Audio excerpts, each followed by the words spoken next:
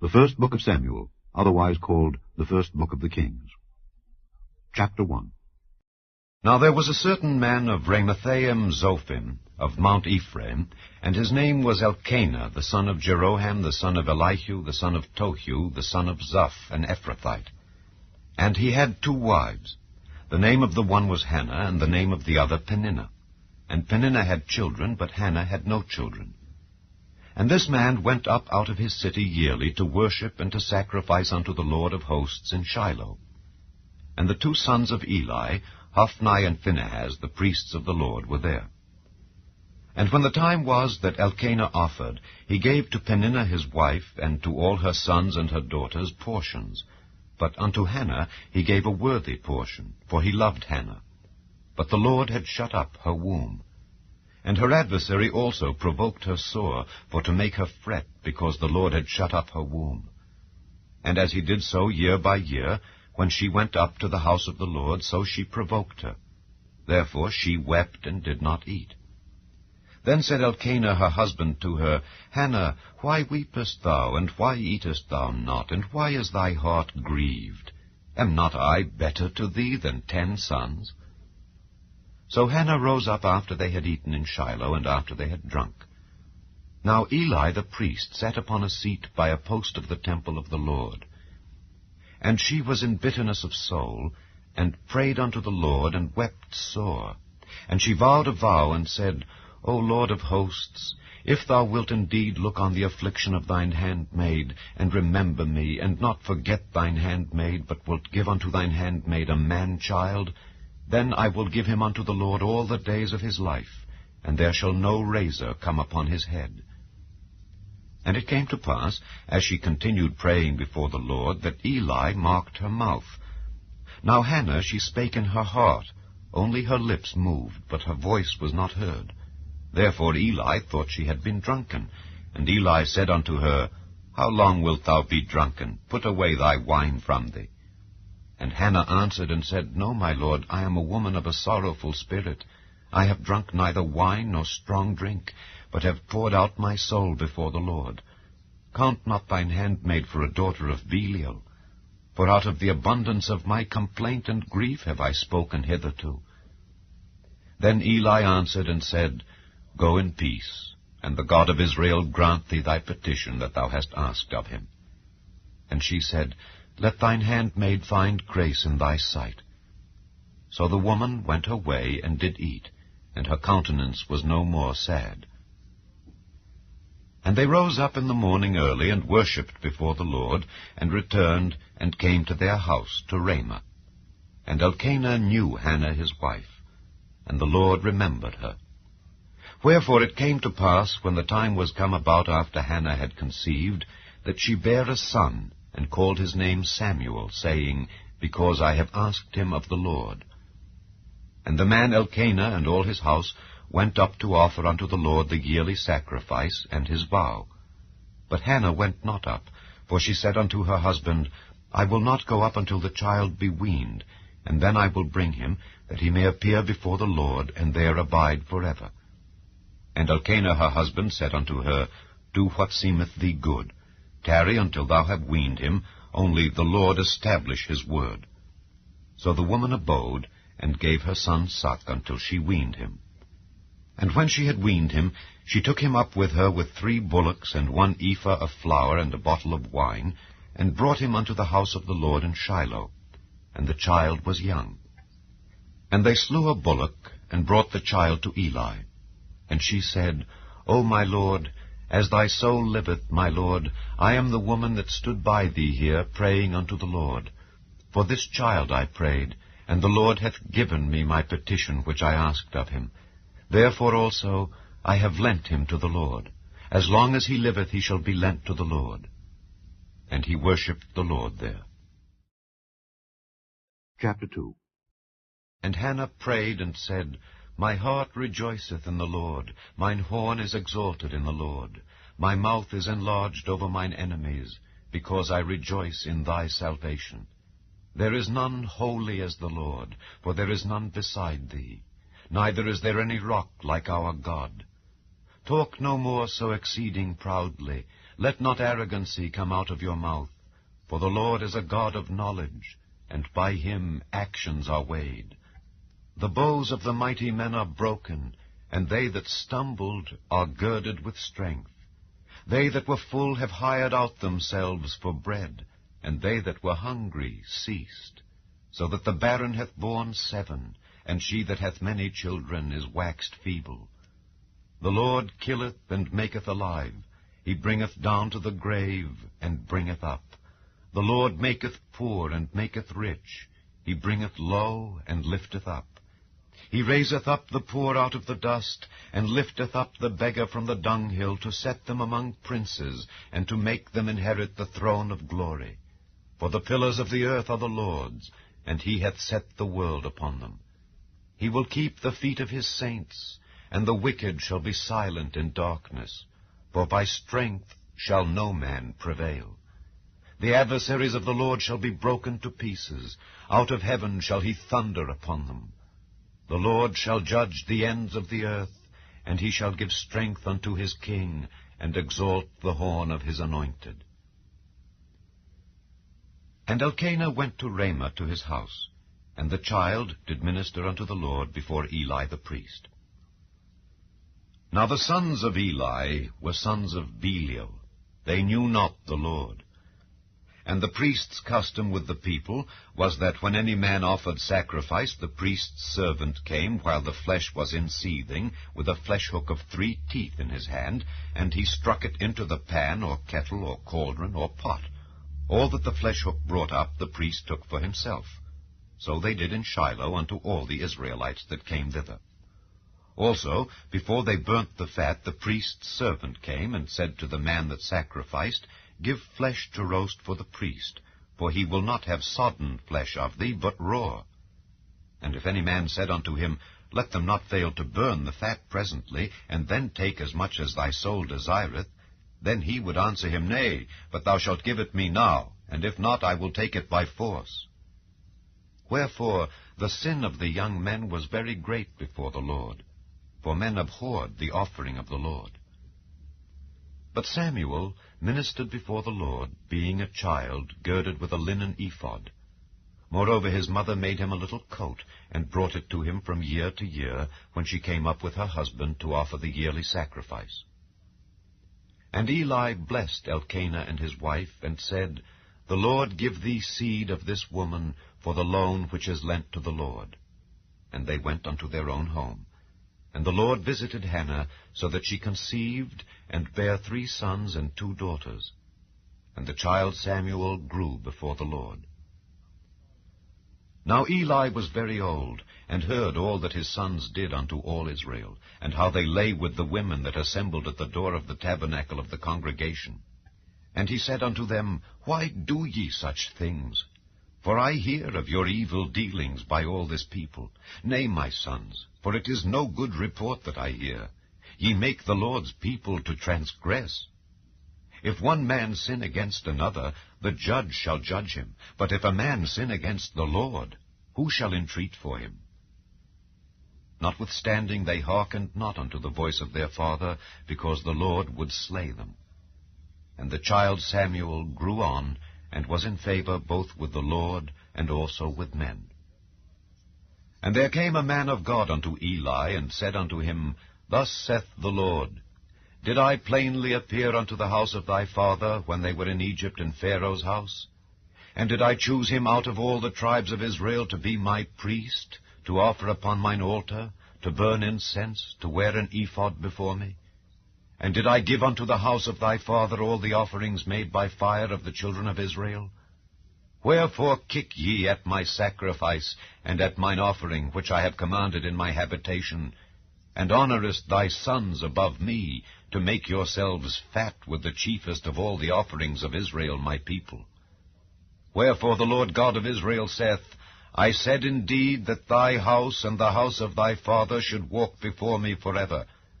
But now the Lord saith, Be it far from me, for them that honour me I will honour, and they that despise me shall be lightly esteemed. Behold, the days come that I will cut off thine arm and the arm of thy father's house, that there shall not be an old man in thine house. And thou shalt see an enemy in my habitation, in all the wealth which God shall give Israel. And there shall not be an old man in thine house forever. And the man of thine whom I shall not cut off from mine altar shall be to consume thine eyes, and to grieve thine heart. And all the increase of thine house shall die in the flower of their age. And this shall be a sign unto thee, that shall come upon thy 2 sons, on Hophni and Phinehas.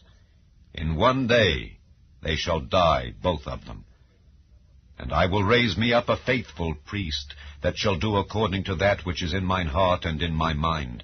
And I will build him a sure house, and he shall walk before mine anointed forever. And it shall come to pass, that every one that is left in thine house shall come and crouch to him for a piece of silver and a morsel of bread, and shall say, Put me, I pray thee, into one of the priest's offices, that I may eat a piece of bread. Chapter 3. And the child Samuel ministered unto the Lord before Eli. And the word of the Lord was precious in those days. There was no open vision. And it came to pass at that time, when Eli was laid down in his place, and his eyes began to wax dim, that he could not see, and ere the lamp of God went out in the temple of the Lord, where the ark of God was, and Samuel was laid down to sleep, that the Lord called Samuel. And he answered, Here am I. And he ran unto Eli, and said, Here am I, for thou calledst me. And he said, I called not. Lie down again. And he went and lay down. And the Lord called yet again, Samuel. And Samuel arose and went to Eli, and said, Here am I, for thou didst call me. And he answered, I called not, my son. Lie down again. Now Samuel did not yet know the Lord, neither was the word of the Lord yet revealed unto him. And the Lord called Samuel again the 3rd time. And he arose and went to Eli, and said, Here am I, for thou didst call me. And Eli perceived that the Lord had called the child. Therefore Eli said unto Samuel, Go, lie down. And it shall be, if he call thee, that thou shalt say, Speak, Lord, for thy servant heareth. So Samuel went and lay down in his place. And the Lord came and stood, and called as at other times, Samuel, Samuel. Then Samuel answered, Speak, for thy servant heareth. And the Lord said to Samuel, Behold, I will do a thing in Israel, at which both the ears of every one that heareth it shall tingle. In that day I will perform against Eli all things which I have spoken concerning his house. When I begin, I will also make an end.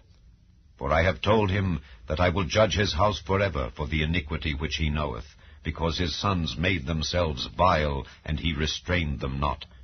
And therefore I have sworn unto the house of Eli, that the iniquity of Eli's house shall not be purged with sacrifice nor offering forever.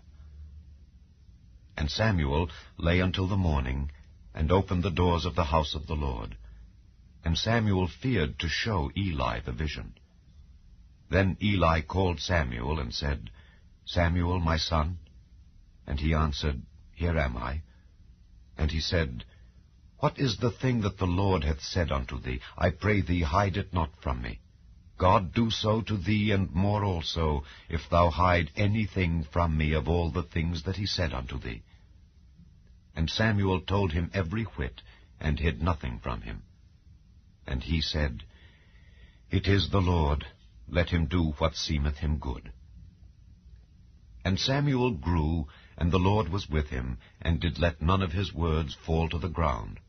And all Israel from Dan even to Beersheba knew that Samuel was established to be a prophet of the Lord.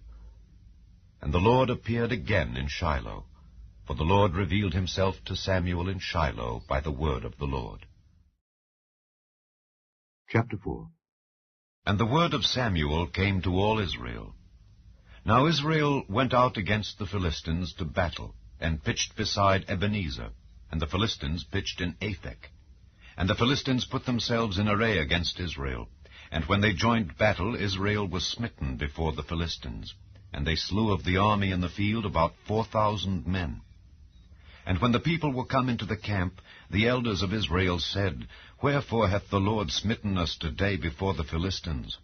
Let us fetch the ark of the covenant of the Lord out of Shiloh unto us, that when it cometh among us it may save us out of the hand of our enemies. So the people sent to Shiloh, that they might bring from thence the ark of the covenant of the Lord of hosts, which dwelleth between the cherubims. And the 2 sons of Eli, Hophni and Phinehas, were there with the ark of the covenant of God. And when the ark of the covenant of the Lord came into the camp, all Israel shouted with a great shout, so that the earth rang again. And when the Philistines heard the noise of the shout, they said, What meaneth the noise of this great shout in the camp of the Hebrews? And they understood that the ark of the Lord was come into the camp. And the Philistines were afraid, for they said, God is come into the camp. And they said, Woe unto us, for there hath not been such a thing heretofore. Woe unto us, who shall deliver us out of the hand of these mighty gods? These are the gods that smote the Egyptians with all the plagues in the wilderness. Be strong and quit yourselves like men, O ye Philistines, that ye be not servants unto the Hebrews, as they have been to you. Quit yourselves like men, and fight. And the Philistines fought, and Israel was smitten. And they fled every man into his tent. And there was a very great slaughter, for there fell of Israel 30,000 footmen. And the ark of God was taken, and the 2 sons of Eli, Hophni and Phinehas, were slain. And there ran a man of Benjamin out of the army, and came to Shiloh the same day with his clothes rent, and with earth upon his head. And when he came, lo, Eli sat upon a seat by the wayside, watching, for his heart trembled for the ark of God. And when the man came into the city and told it, all the city cried out. And when Eli heard the noise of the crying, he said, What meaneth the noise of this tumult? And the man came in hastily, and told Eli. Now Eli was 98 years old, and his eyes were dim, that he could not see. And the man said unto Eli, I am he that came out of the army, and I fled today out of the army. And he said, What is there done, my son? And the messenger answered and said, Israel is fled before the Philistines, and there hath been also a great slaughter among the people, and thy 2 sons also, Hophni and Phinehas, are dead, and the ark of God is taken. And it came to pass, when he made mention of the ark of God, that he fell from off the seat backward by the side of the gate, and his neck brake, and he died, for he was an old man and heavy. And he had judged Israel 40 years. And his daughter-in-law, Phinehas's wife, was with child near to be delivered. And when she heard the tidings that the ark of God was taken, and that her father-in-law and her husband were dead, she bowed herself and travailed, for her pains came upon her. And about the time of her death, the women that stood by her said unto her, Fear not, for thou hast borne a son. But she answered not, neither did she regard it. And she named the child Ichabod, saying, The glory is departed from Israel. Because the ark of God was taken, and because of her father-in-law and her husband. And she said, The glory is departed from Israel, for the ark of God is taken. Chapter 5. And the Philistines took the ark of God, and brought it from Ebenezer unto Ashdod. When the Philistines took the ark of God, they brought it into the house of Dagon, and set it by Dagon. And when they of Ashdod arose early on the morrow, behold, Dagon was fallen upon his face to the earth before the ark of the Lord. And they took Dagon, and set him in his place again. And when they arose early on the morrow morning, behold, Dagon was fallen upon his face to the ground before the ark of the Lord. And the head of Dagon and both the palms of his hands were cut off upon the threshold. Only the stump of Dagon was left to him. Therefore neither the priests of Dagon nor any that come into Dagon's house tread on the threshold of Dagon in Ashdod unto this day. But the hand of the Lord was heavy upon them of Ashdod, and he destroyed them, and smote them with emerods, even Ashdod and the coasts thereof. And when the men of Ashdod saw that it was so, they said, The ark of the God of Israel shall not abide with us, for his hand is sore upon us and upon Dagon our god. They sent therefore and gathered all the lords of the Philistines unto them, and said, What shall we do with the ark of the God of Israel? And they answered, Let the ark of the God of Israel be carried about unto Gath.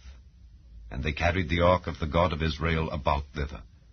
And it was so that, after they had carried it about, the hand of the Lord was against the city with a very great destruction, and he smote the men of the city, both small and great, and they had emerods in their secret parts.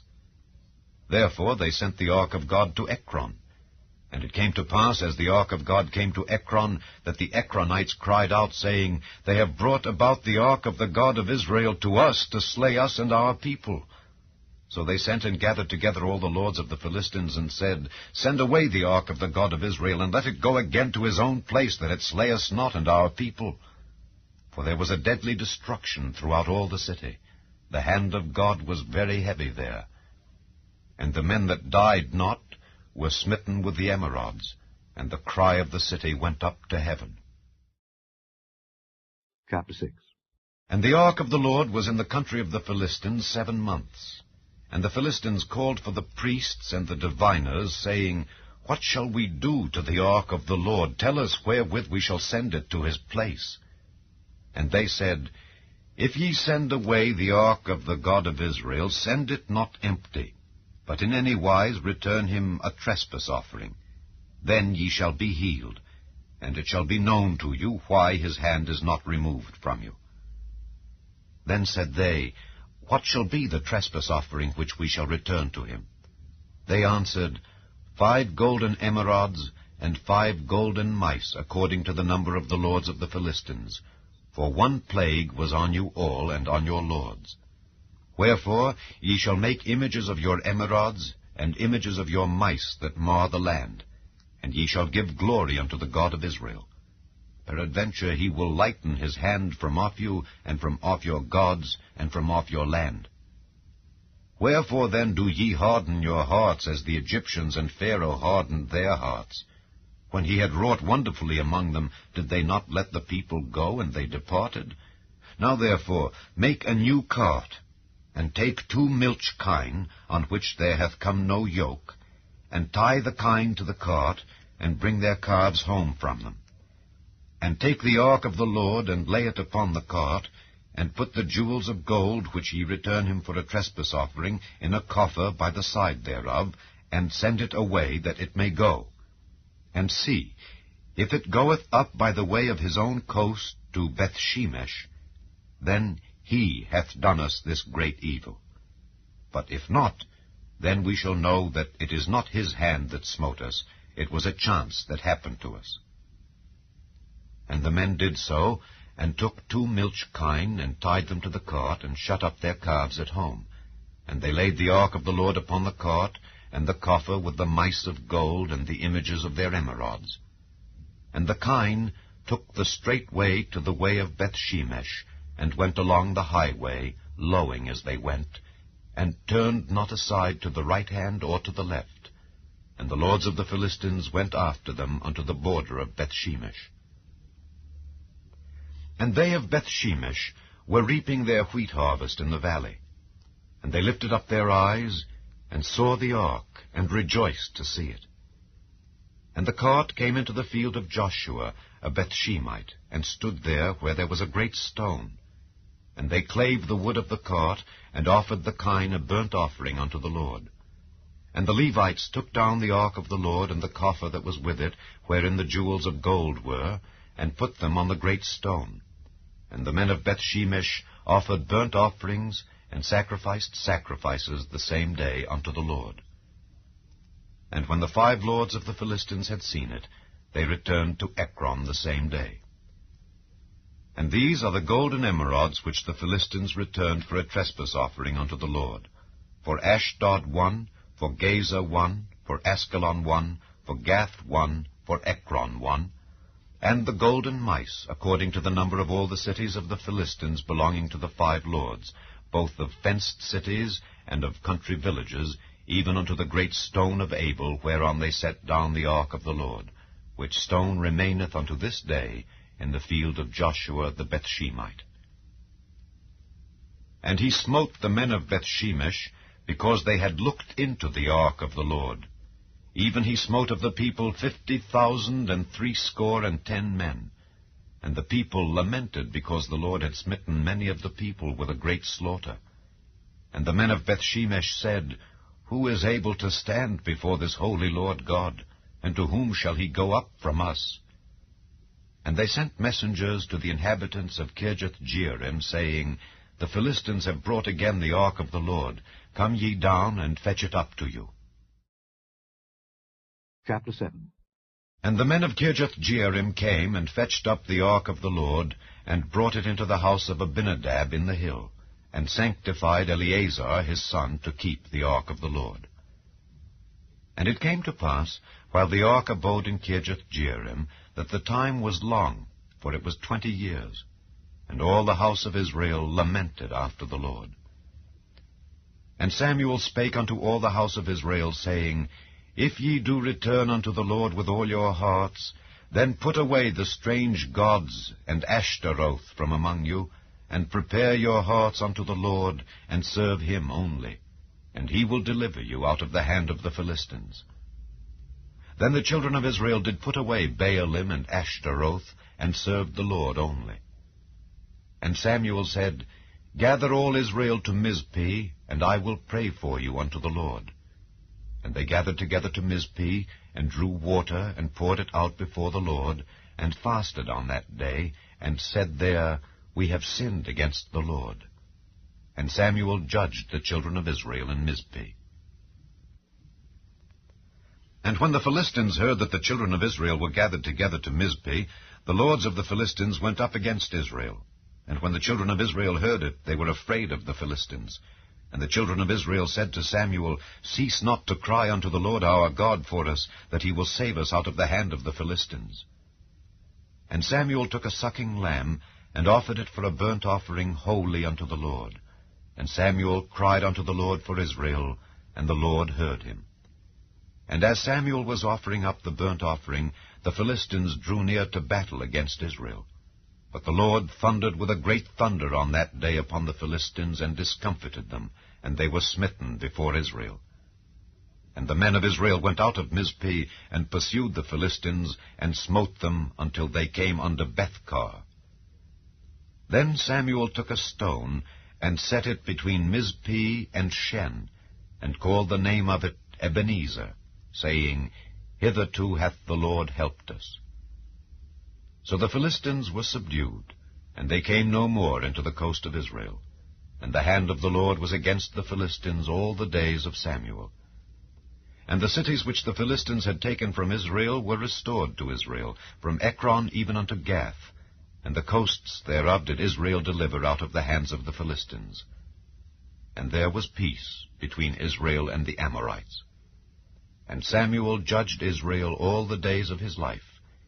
And he went from year to year in circuit to Bethel and Gilgal and Mizpeh, and judged Israel in all those places.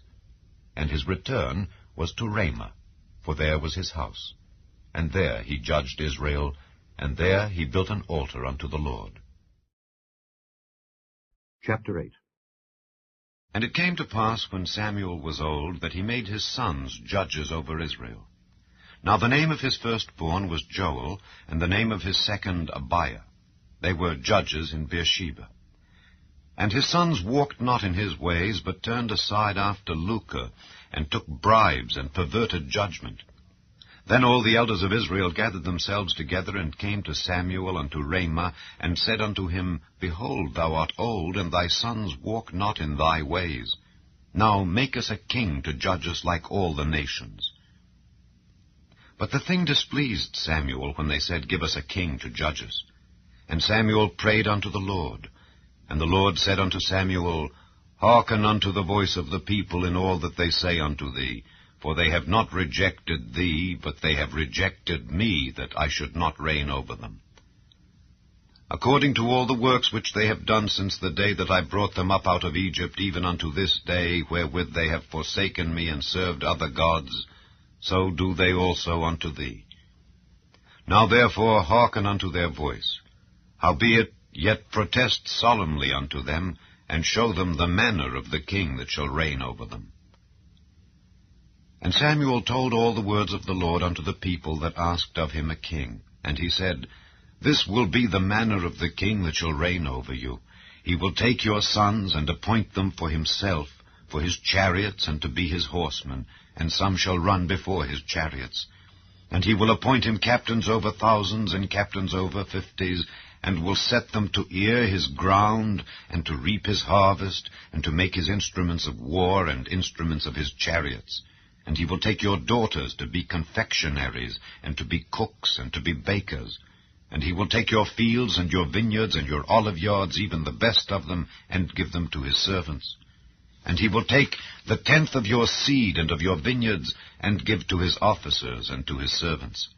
And he will take your menservants, and your maidservants, and your goodliest young men, and your asses, and put them to his work. He will take the 10th of your sheep, and ye shall be his servants. And ye shall cry out in that day, because of your king which ye shall have chosen you. And the Lord will not hear you in that day. Nevertheless the people refused to obey the voice of Samuel, and they said, Nay, but we will have a king over us, that we also may be like all the nations, and that our king may judge us, and go out before us, and fight our battles. And Samuel heard all the words of the people, and he rehearsed them in the ears of the Lord. And the Lord said to Samuel, Hearken unto their voice, and make them a king. And Samuel said unto the men of Israel, Go ye every man unto his city. Chapter 9. Now there was a man of Benjamin, whose name was Kish, the son of Abiel, the son of Zeror, the son of Bechorath, the son of Aphiah, a Benjamite, a mighty man of power. And he had a son, whose name was Saul, a choice young man, and a goodly. And there was not among the children of Israel a goodlier person than he. From his shoulders and upward he was higher than any of the people.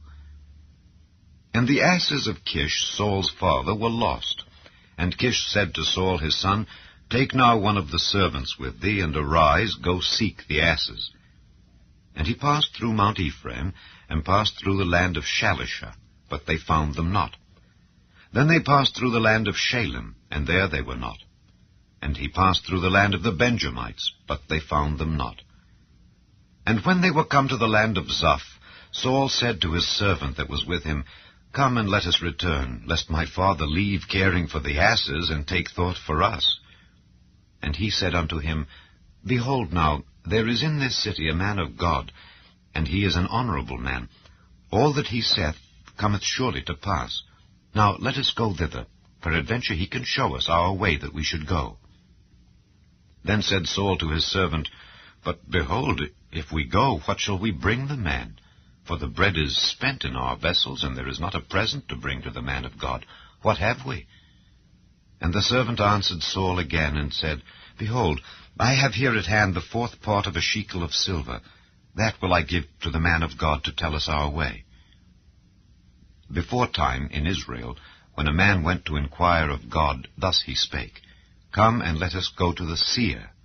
For he that is now called a prophet was beforetime called a seer. Then said Saul to his servant, Well said, come, let us go. So they went unto the city where the man of God was. And as they went up the hill to the city, they found young maidens going out to draw water, and said unto them, Is the seer here?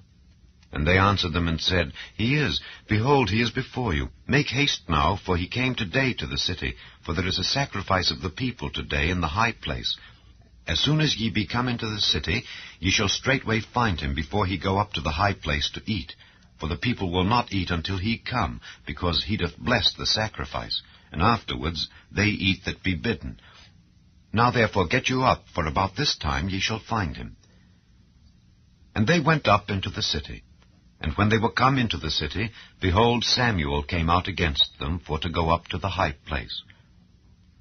Now the Lord had told Samuel in his ear a day before Saul came, saying, Tomorrow about this time I will send thee a man out of the land of Benjamin, and thou shalt anoint him to be captain over my people Israel, that he may save my people out of the hand of the Philistines. For I have looked upon my people, because their cry is come unto me.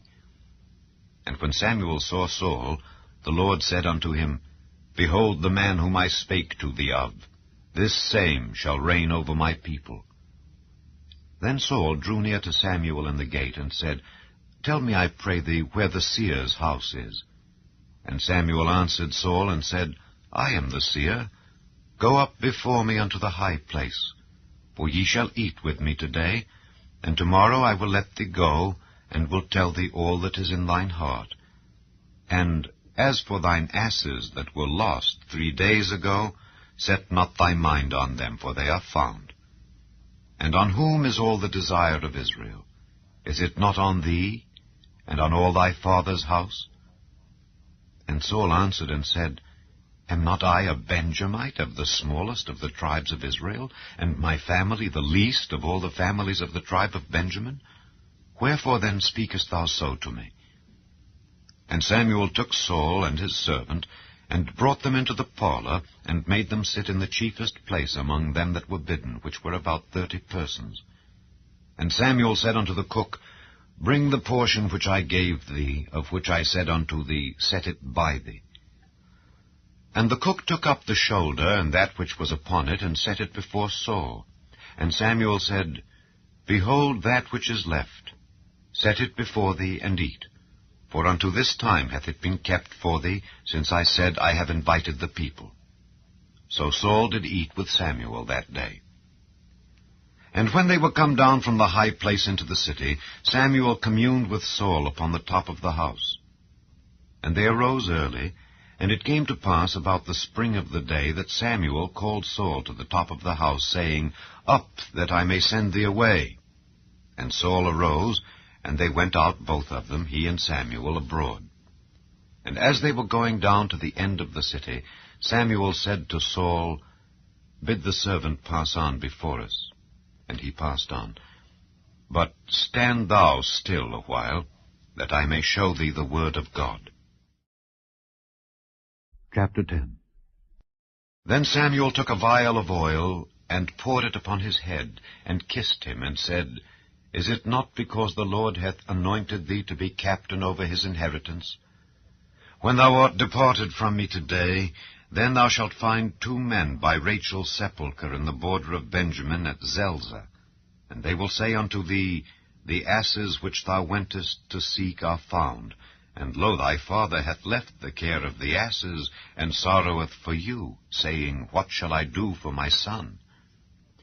Then shalt thou go on forward from thence, and thou shalt come to the plain of Tabor. And there shall meet thee 3 men going up to God to Bethel, one carrying 3 kids, and another carrying 3 loaves of bread, and another carrying a bottle of wine. And they will salute thee, and give thee 2 loaves of bread, which thou shalt receive of their hands. After that thou shalt come to the hill of God, where is the garrison of the Philistines. And it shall come to pass, when thou art come thither to the city, that thou shalt meet a company of prophets, coming down from the high place, with a psaltery, and a tabret, and a pipe, and a harp before them, and they shall prophesy. And the Spirit of the Lord will come upon thee, and thou shalt prophesy with them, and shalt be turned into another man. And let it be, when these signs are come unto thee, that thou do as occasion serve thee. For God is with thee. And thou shalt go down before me to Gilgal, and behold, I will come down unto thee to offer burnt offerings, and to sacrifice sacrifices of peace offerings. 7 days shalt thou tarry, till I come to thee, and show thee what thou shalt do. And it was so that when he had turned his back to go from Samuel, God gave him another heart, and all those signs came to pass that day. And when they came thither to the hill, behold, a company of prophets met him, and the Spirit of God came upon him, and he prophesied among them.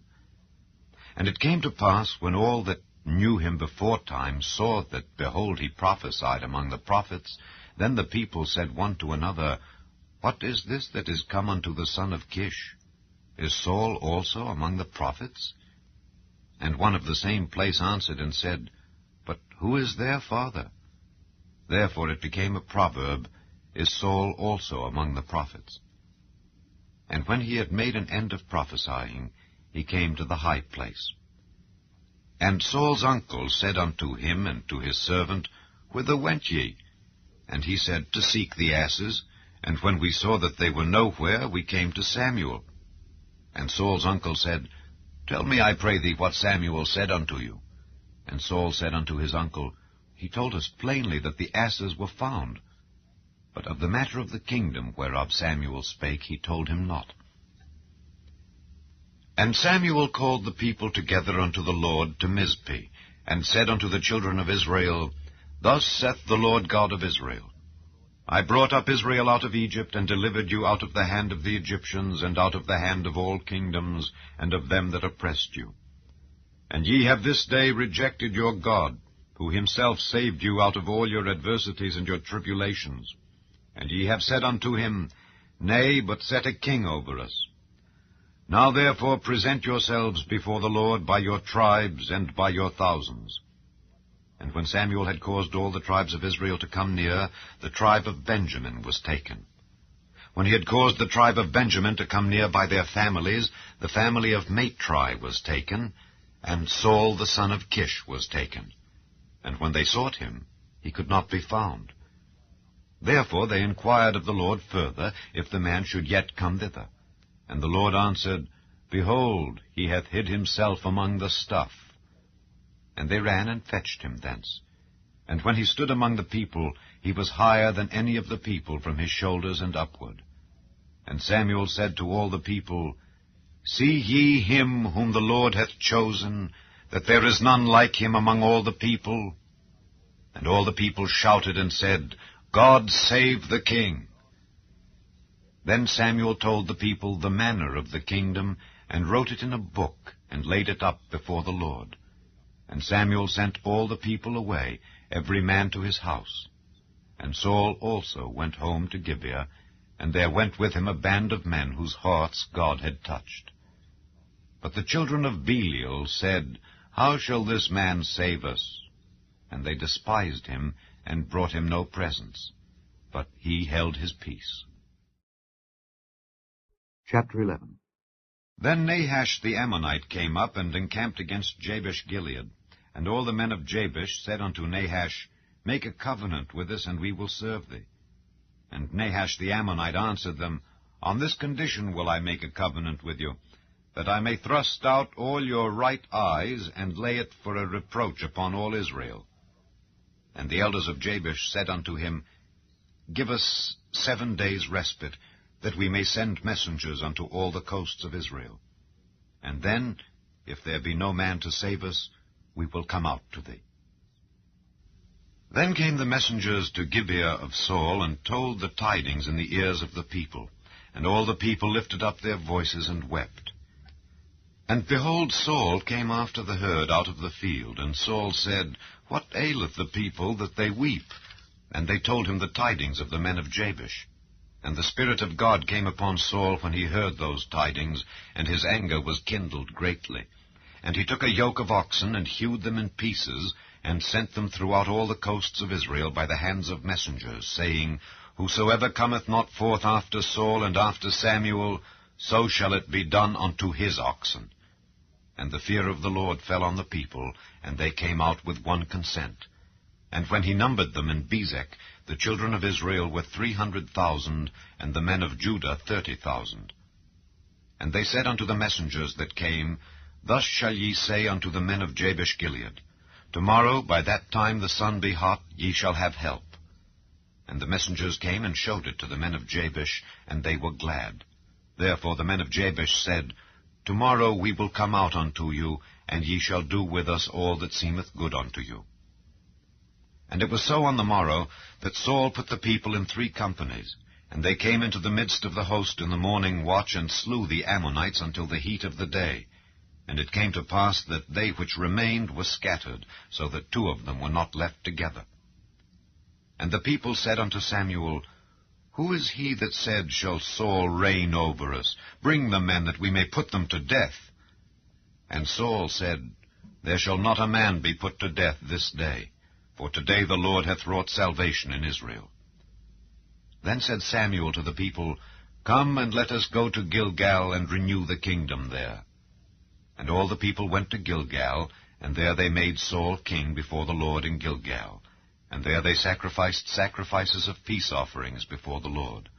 And there Saul and all the men of Israel rejoiced greatly. Chapter 12. And Samuel said unto all Israel, Behold, I have hearkened unto your voice in all that ye said unto me, and have made a king over you. And now, behold, the king walketh before you, and I am old and grey-headed, and behold, my sons are with you, and I have walked before you from my childhood unto this day. Behold, here I am. Witness against me before the Lord and before his anointed. Whose ox have I taken? Or whose ass have I taken? Or whom have I defrauded?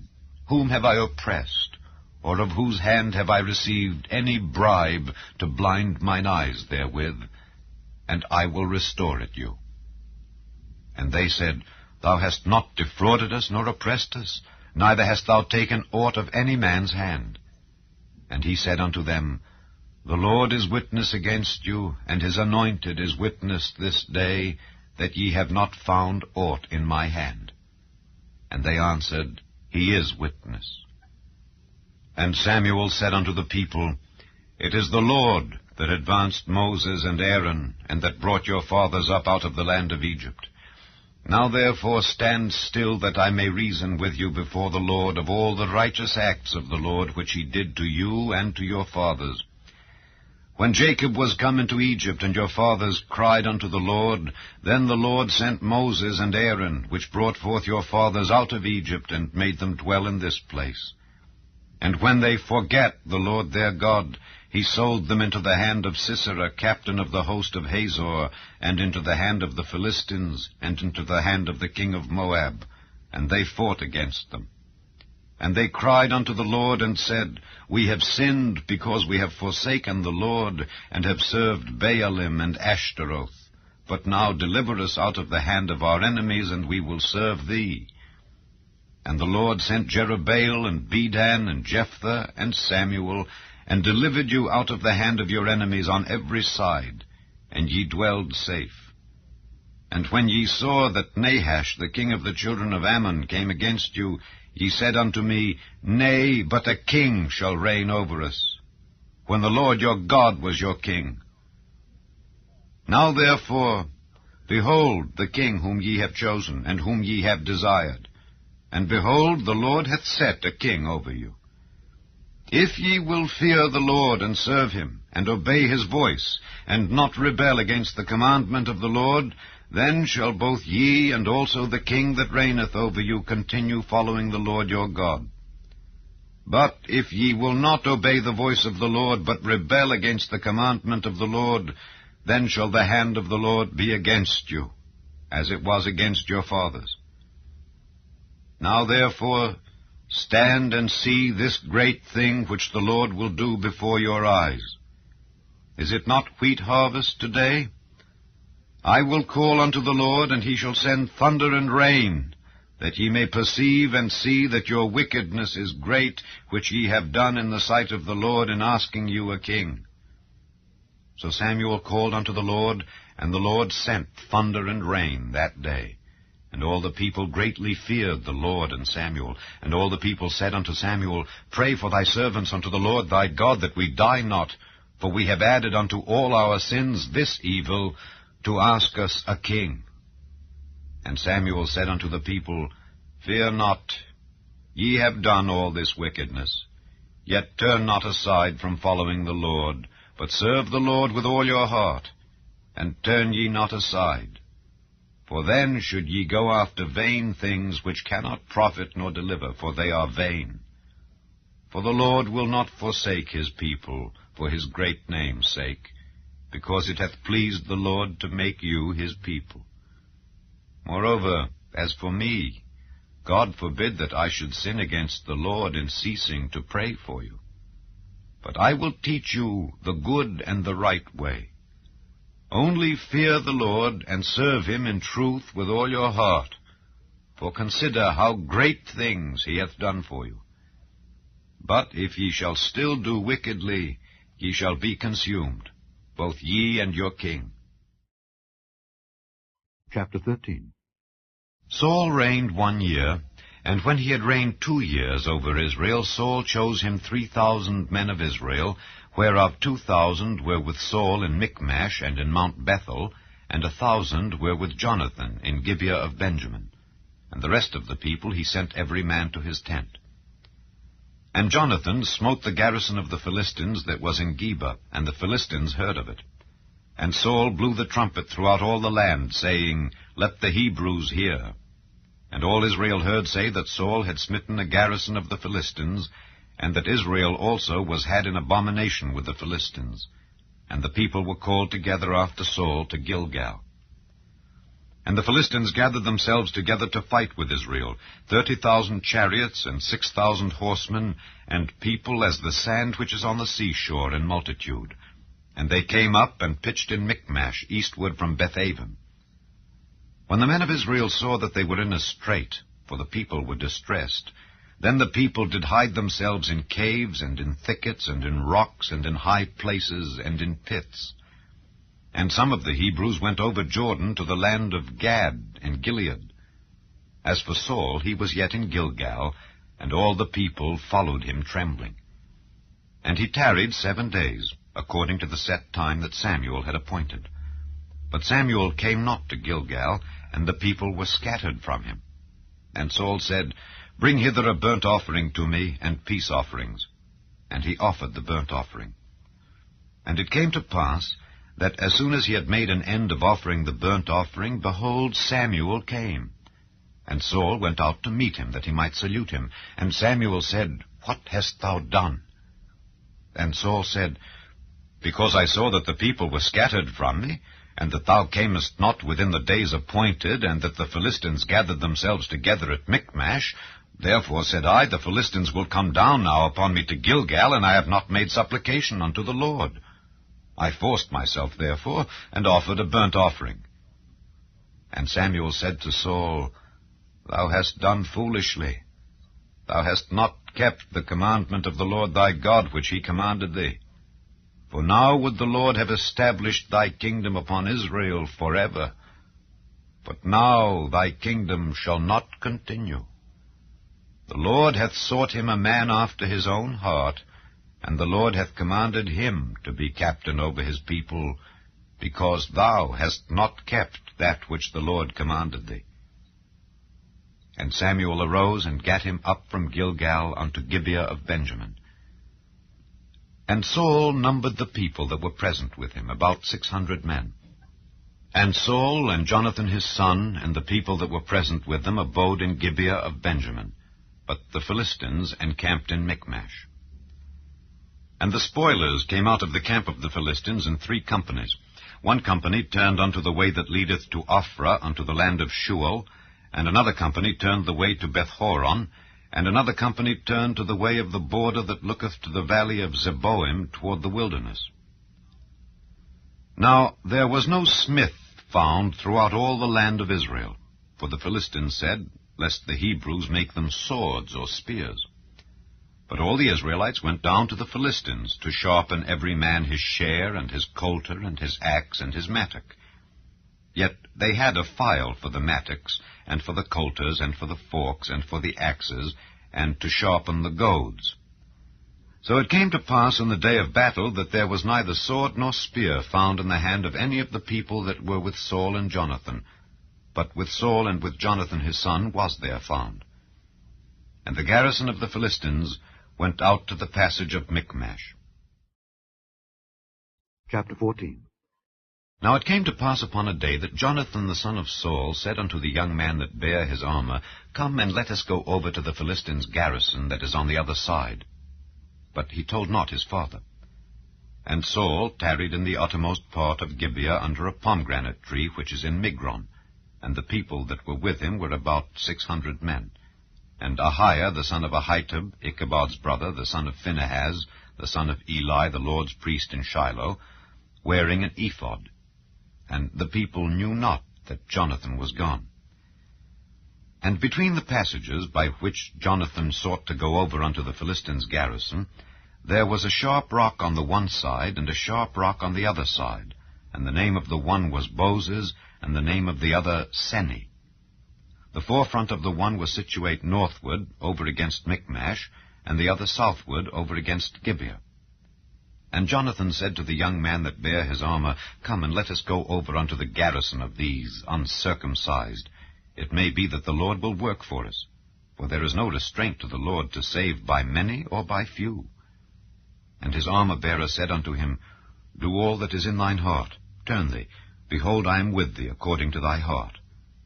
Then said Jonathan, Behold, we will pass over unto these men, and we will discover ourselves unto them.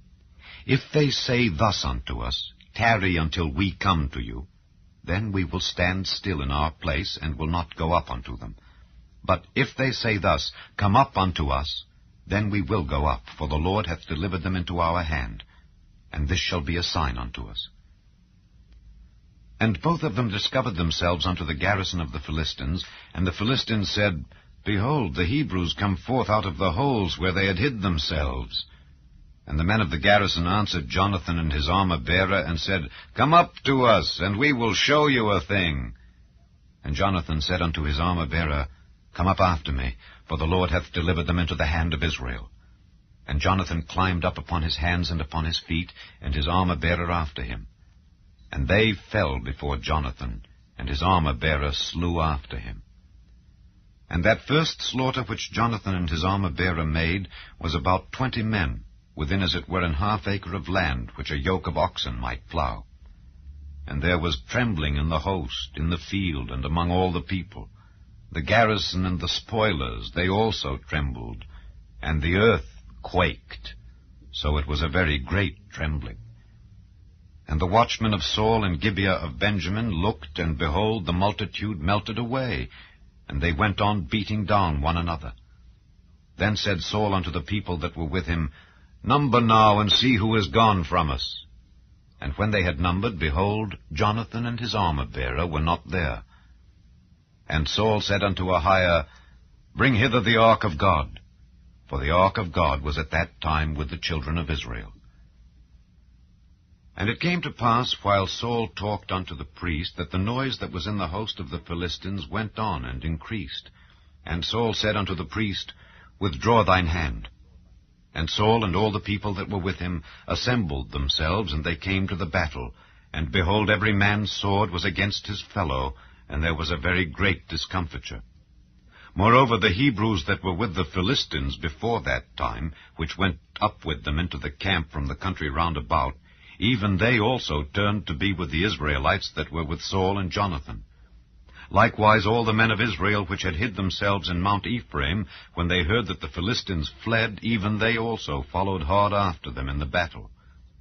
So the Lord saved Israel that day, and the battle passed over unto Beth-aven. And the men of Israel were distressed that day, for Saul had adjured the people, saying, Cursed be the man that eateth any food until evening, that I may be avenged on mine enemies. So none of the people tasted any food. And all they of the land came to a wood, and there was honey upon the ground. And when the people were come into the wood, behold, the honey dropped, but no man put his hand to his mouth, for the people feared the oath. But Jonathan heard not when his father charged the people with the oath. Wherefore he put forth the end of the rod that was in his hand, and dipped it in an honeycomb, and put his hand to his mouth. And his eyes were enlightened. Then answered one of the people, and said, Thy father straitly charged the people with an oath, saying, Cursed be the man that eateth any food this day. And the people were faint. Then said Jonathan, My father hath troubled the land. See, I pray you, how mine eyes have been enlightened, because I tasted a little of this honey. How much more, if haply the people had eaten freely today of the spoil of their enemies which they found? For had there not been now a much greater slaughter among the Philistines? And they smote the Philistines that day from Michmash to Aijalon, and the people were very faint. And the people flew upon the spoil, and took sheep and oxen and calves, and slew them on the ground, and the people did eat them with the blood. Then they told Saul, saying, Behold, the people sin against the Lord, in that they eat with the blood. And he said, Ye have transgressed. Roll a great stone unto me this day. And Saul said, Disperse yourselves among the people, and say unto them, Bring me hither every man his ox, and every man his sheep, and slay them here, and eat.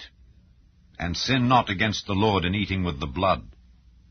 And all the people brought every man his ox with him that night, and slew them there. And Saul built an altar unto the Lord. The same was the first altar that he built unto the Lord. And Saul said, Let us go down after the Philistines by night, and spoil them until the morning light, and let us not leave a man of them. And they said, Do whatsoever seemeth good unto thee. Then said the priest, Let us draw near hither unto God. And Saul asked counsel of God, Shall I go down after the Philistines? Wilt thou deliver them into the hand of Israel? But he answered him not that day. And Saul said, Draw ye near hither, all the chief of the people, and know and see wherein this sin hath been this day. For as the Lord liveth which saveth Israel, though it be in Jonathan my son, he shall surely die. But there was not a man among all the people that answered him. Then said he unto all Israel, Be ye on one side, and I and Jonathan my son will be on the other side. And the people said unto Saul, Do what seemeth good unto thee. Therefore Saul said unto the Lord God of Israel, Give a perfect lot. And Saul and Jonathan were taken, but the people escaped. And Saul said, Cast lots between me and Jonathan my son. And Jonathan was taken. Then Saul said to Jonathan, Tell me what thou hast done. And Jonathan told him, and said, I did but taste a little honey with the end of the rod that was in mine hand, and lo, I must die. And Saul answered, God do so, and more also, for thou shalt surely die, Jonathan. And the people said unto Saul, Shall Jonathan die, who hath wrought this great salvation in Israel? God forbid. As the Lord liveth, there shall not one hair of his head fall to the ground, for he hath wrought with God this day. So the people rescued Jonathan, that he died not. Then Saul went up from following the Philistines, and the Philistines went to their own place. So Saul took the kingdom over Israel, and fought against all his enemies on every side, against Moab, and against the children of Ammon, and against Edom, and against the kings of Zobah, and against the Philistines. And whithersoever he turned himself, he vexed them. And he gathered an host, and smote the Amalekites, and delivered Israel out of the hands of them that spoiled them. Now the sons of Saul were Jonathan, and Ishuai, and Melchishua. And the names of his two daughters were these, the name of the firstborn Merab, and the name of the younger Michal. And the name of Saul's wife was Ahinoam, the daughter of Ahimaaz. And the name of the captain of his host was Abner, the son of Ner, Saul's uncle. And Kish was the father of Saul, and Ner the father of Abner was the son of Abiel. And there was sore war against the Philistines all the days of Saul. And when Saul saw any strong man or any valiant man, he took him unto him. Chapter 15. Samuel also said unto Saul, The Lord sent me to anoint thee to be king over his people, over Israel. Now therefore hearken thou unto the voice of the words of the Lord. Thus saith the Lord of hosts, I remember that which Amalek did to Israel, how he laid wait for him in the way when he came up from Egypt. Now go and smite Amalek, and utterly destroy all that they have, and spare them not, but slay both man and woman, infant and suckling, ox and sheep, camel and ass. And Saul gathered the people together, and numbered them in Telaim, 200,000 footmen, and 10,000 men of Judah. And Saul came to a city of Amalek, and laid wait in the valley. And Saul said unto the Kenites, Go, depart, get you down from among the Amalekites, lest I destroy you with them. For ye showed kindness to all the children of Israel when they came up out of Egypt. So the Kenites departed from among the Amalekites. And Saul smote the Amalekites from Havilah until thou comest to Shur, that is over against Egypt. And he took Agag the king of the Amalekites alive, and utterly destroyed all the people with the edge of the sword. But Saul and the people spared Agag, and the best of the sheep, and of the oxen, and of the fatlings, and the lambs, and all that was good, and would not utterly destroy them. But everything that was vile and refuse, that they destroyed utterly. Then came the word of the Lord unto Samuel, saying, It repenteth me that I have set up Saul to be king, for he is turned back from following me, and hath not performed my commandments. And it grieved Samuel, and he cried unto the Lord all night. And when Samuel rose early to meet Saul in the morning, it was told Samuel, saying, Saul came to Carmel, and behold, he set him up a place, and is gone about, and passed on, and gone down to Gilgal. And Samuel came to Saul, and Saul said unto him, Blessed be thou of the Lord, I have performed the commandment of the Lord. And Samuel said, What meaneth then this bleating of the sheep in mine ears, and the lowing of the oxen which I hear? And Saul said, They have brought them from the Amalekites, for the people spared the best of the sheep and of the oxen to sacrifice unto the Lord thy God, and the rest we have utterly destroyed. Then Samuel said unto Saul, Stay, and I will tell thee what the Lord hath said to me this night. And he said unto him, Say on. And Samuel said, When thou wast little in thine own sight, wast thou not made the head of the tribes of Israel? And the Lord anointed thee king over Israel? And the Lord sent thee on a journey, and said, Go and utterly destroy the sinners, the Amalekites, and fight against them until they be consumed. Wherefore then didst thou not obey the voice of the Lord, but didst fly upon the spoil, and didst evil in the sight of the Lord? And Saul said unto Samuel, Yea, I have obeyed the voice of the Lord, and have gone the way which the Lord sent me, and have brought Agag the king of Amalek, and have utterly destroyed the Amalekites. But the people took of the spoil sheep and oxen, the chief of the things which should have been utterly destroyed, to sacrifice unto the Lord thy God in Gilgal. And Samuel said, Hath the Lord as great delight in burnt offerings and sacrifices as in obeying the voice of the Lord? Behold, to obey is better than sacrifice, and to hearken than the fat of rams. For rebellion is as the sin of witchcraft, and stubbornness is as iniquity and idolatry. Because thou hast rejected the word of the Lord, he hath also rejected thee from being king. And Saul said unto Samuel, I have sinned, for I have transgressed the commandment of the Lord and thy words, because I feared the people and obeyed their voice. Now therefore I pray thee, pardon my sin, and turn again with me, that I may worship the Lord. And Samuel said unto Saul, I will not return with thee, for thou hast rejected the word of the Lord, and the Lord hath rejected thee from being king over Israel. And as Samuel turned about to go away, he laid hold upon the skirt of his mantle, and it rent. And Samuel said unto him, The Lord hath rent the kingdom of Israel from thee this day, and hath given it to a neighbor of thine that is better than thou. And also the strength of Israel will not lie nor repent, for he is not a man that he should repent. Then he said, I have sinned, yet honor me now, I pray thee, before the elders of my people and before Israel, and turn again with me, that I may worship the Lord thy God. So Samuel turned again after Saul, and Saul worshipped the Lord. Then said Samuel, Bring ye hither to me Agag the king of the Amalekites. And Agag came unto him delicately. And Agag said, Surely the bitterness of death is past. And Samuel said, As thy sword hath made women childless, so shall thy mother be childless among women. And Samuel hewed Agag in pieces before the Lord in Gilgal. Then Samuel went to Ramah, and Saul went up to his house to Gibeah of Saul. And Samuel came no more to see Saul until the day of his death. Nevertheless Samuel mourned for Saul, and the Lord repented that he had made Saul king over Israel. Chapter 16.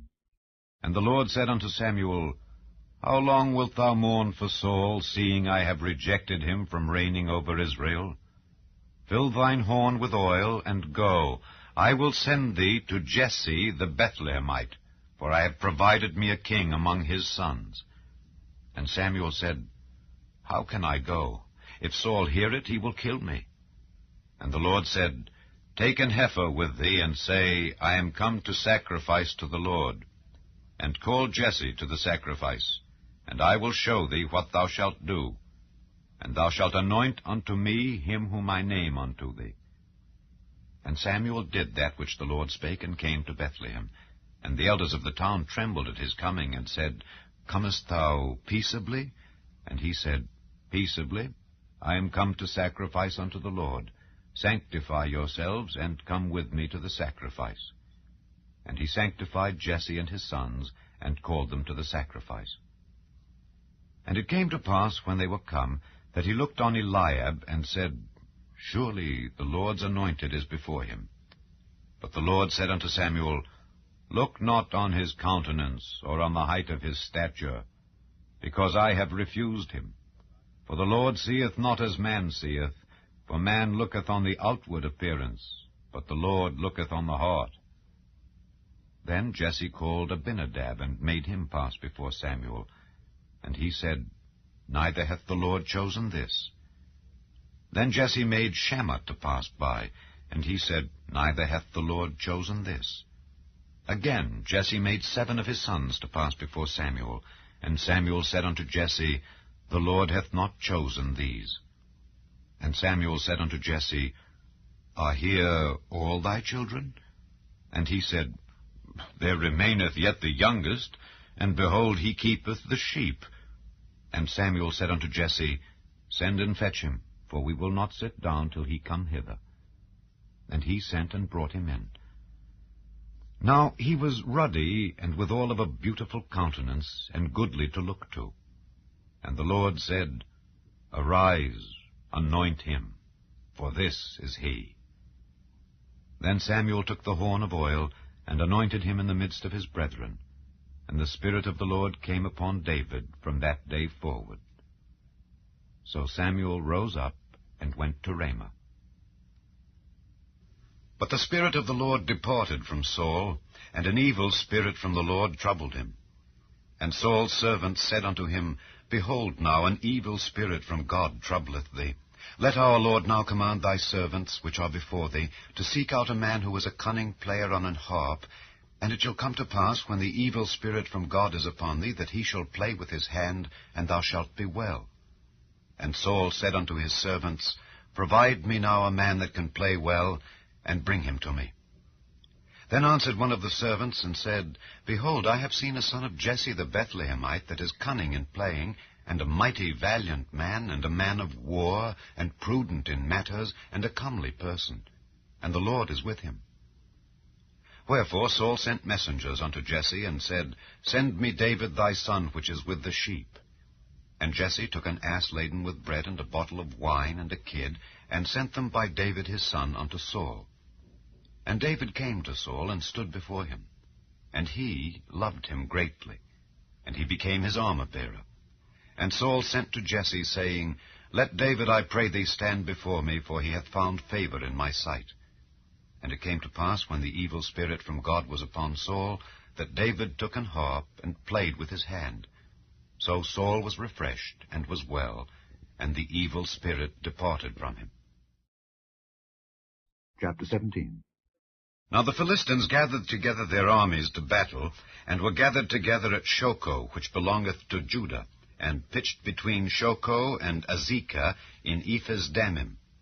And Saul and the men of Israel were gathered together, and pitched by the valley of Elah, and set the battle in array against the Philistines.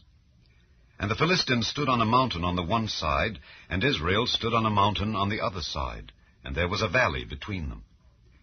And there went out a champion out of the camp of the Philistines, named Goliath of Gath, whose height was 6 cubits and a span.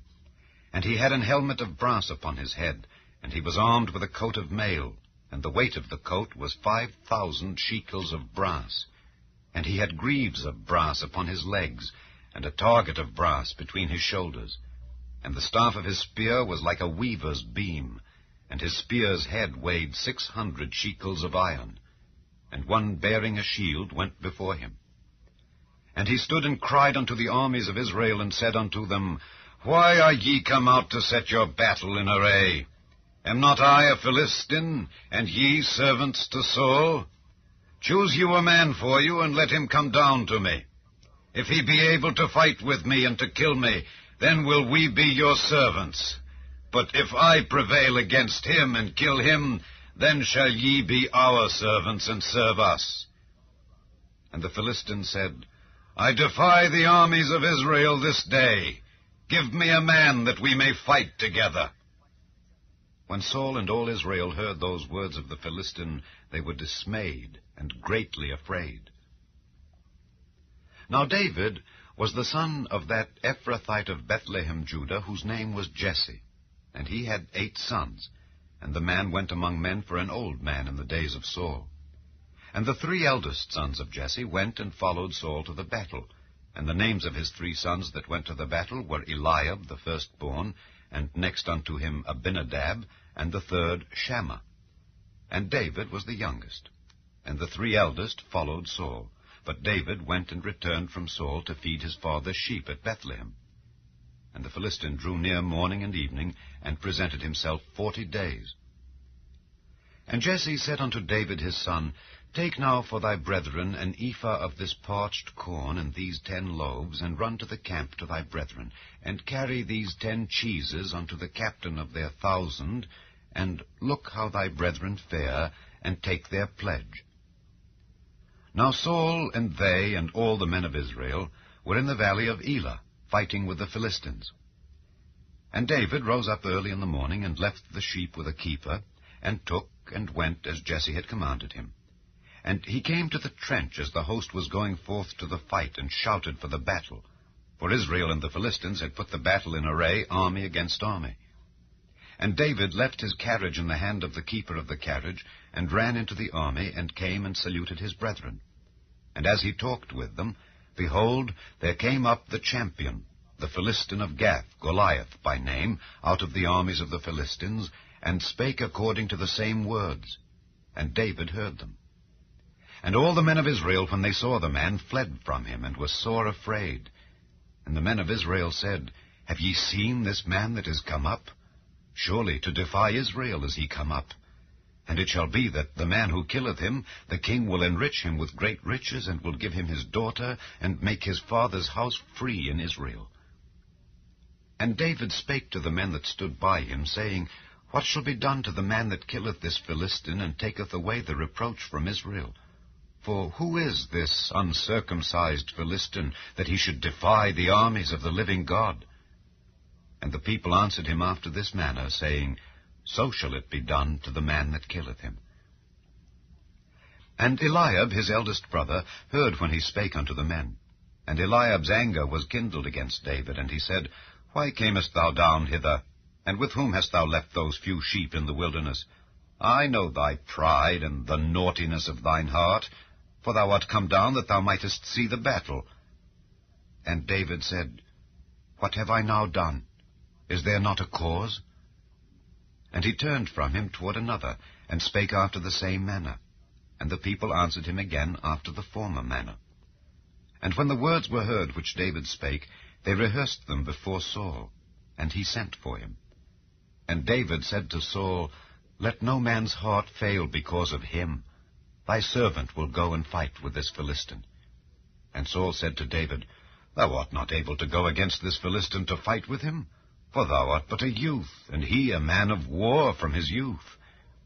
And David said unto Saul, Thy servant kept his father's sheep, and there came a lion and a bear, and took a lamb out of the flock. And I went out after him, and smote him, and delivered it out of his mouth. And when he arose against me, I caught him by his beard, and smote him, and slew him. Thy servant slew both the lion and the bear. And this uncircumcised Philistine shall be as one of them, seeing he hath defied the armies of the living God. David said moreover, The Lord that delivered me out of the paw of the lion, and out of the paw of the bear, he will deliver me out of the hand of this Philistine. And Saul said unto David, Go, and the Lord be with thee. And Saul armed David with his armor, and he put an helmet of brass upon his head. Also he armed him with a coat of mail. And David girded his sword upon his armor, and he essayed to go, for he had not proved it. And David said unto Saul, I cannot go with these, for I have not proved them. And David put them off him. And he took his staff in his hand, and chose him 5 smooth stones out of the brook, and put them in a shepherd's bag which he had, even in a scrip, and his sling was in his hand. And he drew near to the Philistine. And the Philistine came on, and drew near unto David, and the man that bare the shield went before him. And when the Philistine looked about and saw David, he disdained him, for he was but a youth, and ruddy, and of a fair countenance. And the Philistine said unto David, Am I a dog, that thou comest to me with staves? And the Philistine cursed David by his gods. And the Philistine said to David, Come to me, and I will give thy flesh unto the fowls of the air, and to the beasts of the field. Then said David to the Philistine, Thou comest to me with a sword, and with a spear, and with a shield. But I come to thee in the name of the Lord of hosts, the God of the armies of Israel, whom thou hast defied. This day will the Lord deliver thee into mine hand, and I will smite thee, and take thine head from thee. And I will give the carcasses of the host of the Philistines this day unto the fowls of the air, and to the wild beasts of the earth, that all the earth may know that there is a God in Israel. And all this assembly shall know that the Lord saveth not with sword and spear, for the battle is the Lord's, and he will give you into our hands. And it came to pass, when the Philistine arose and came and drew nigh to meet David, that David hasted and ran toward the army to meet the Philistine.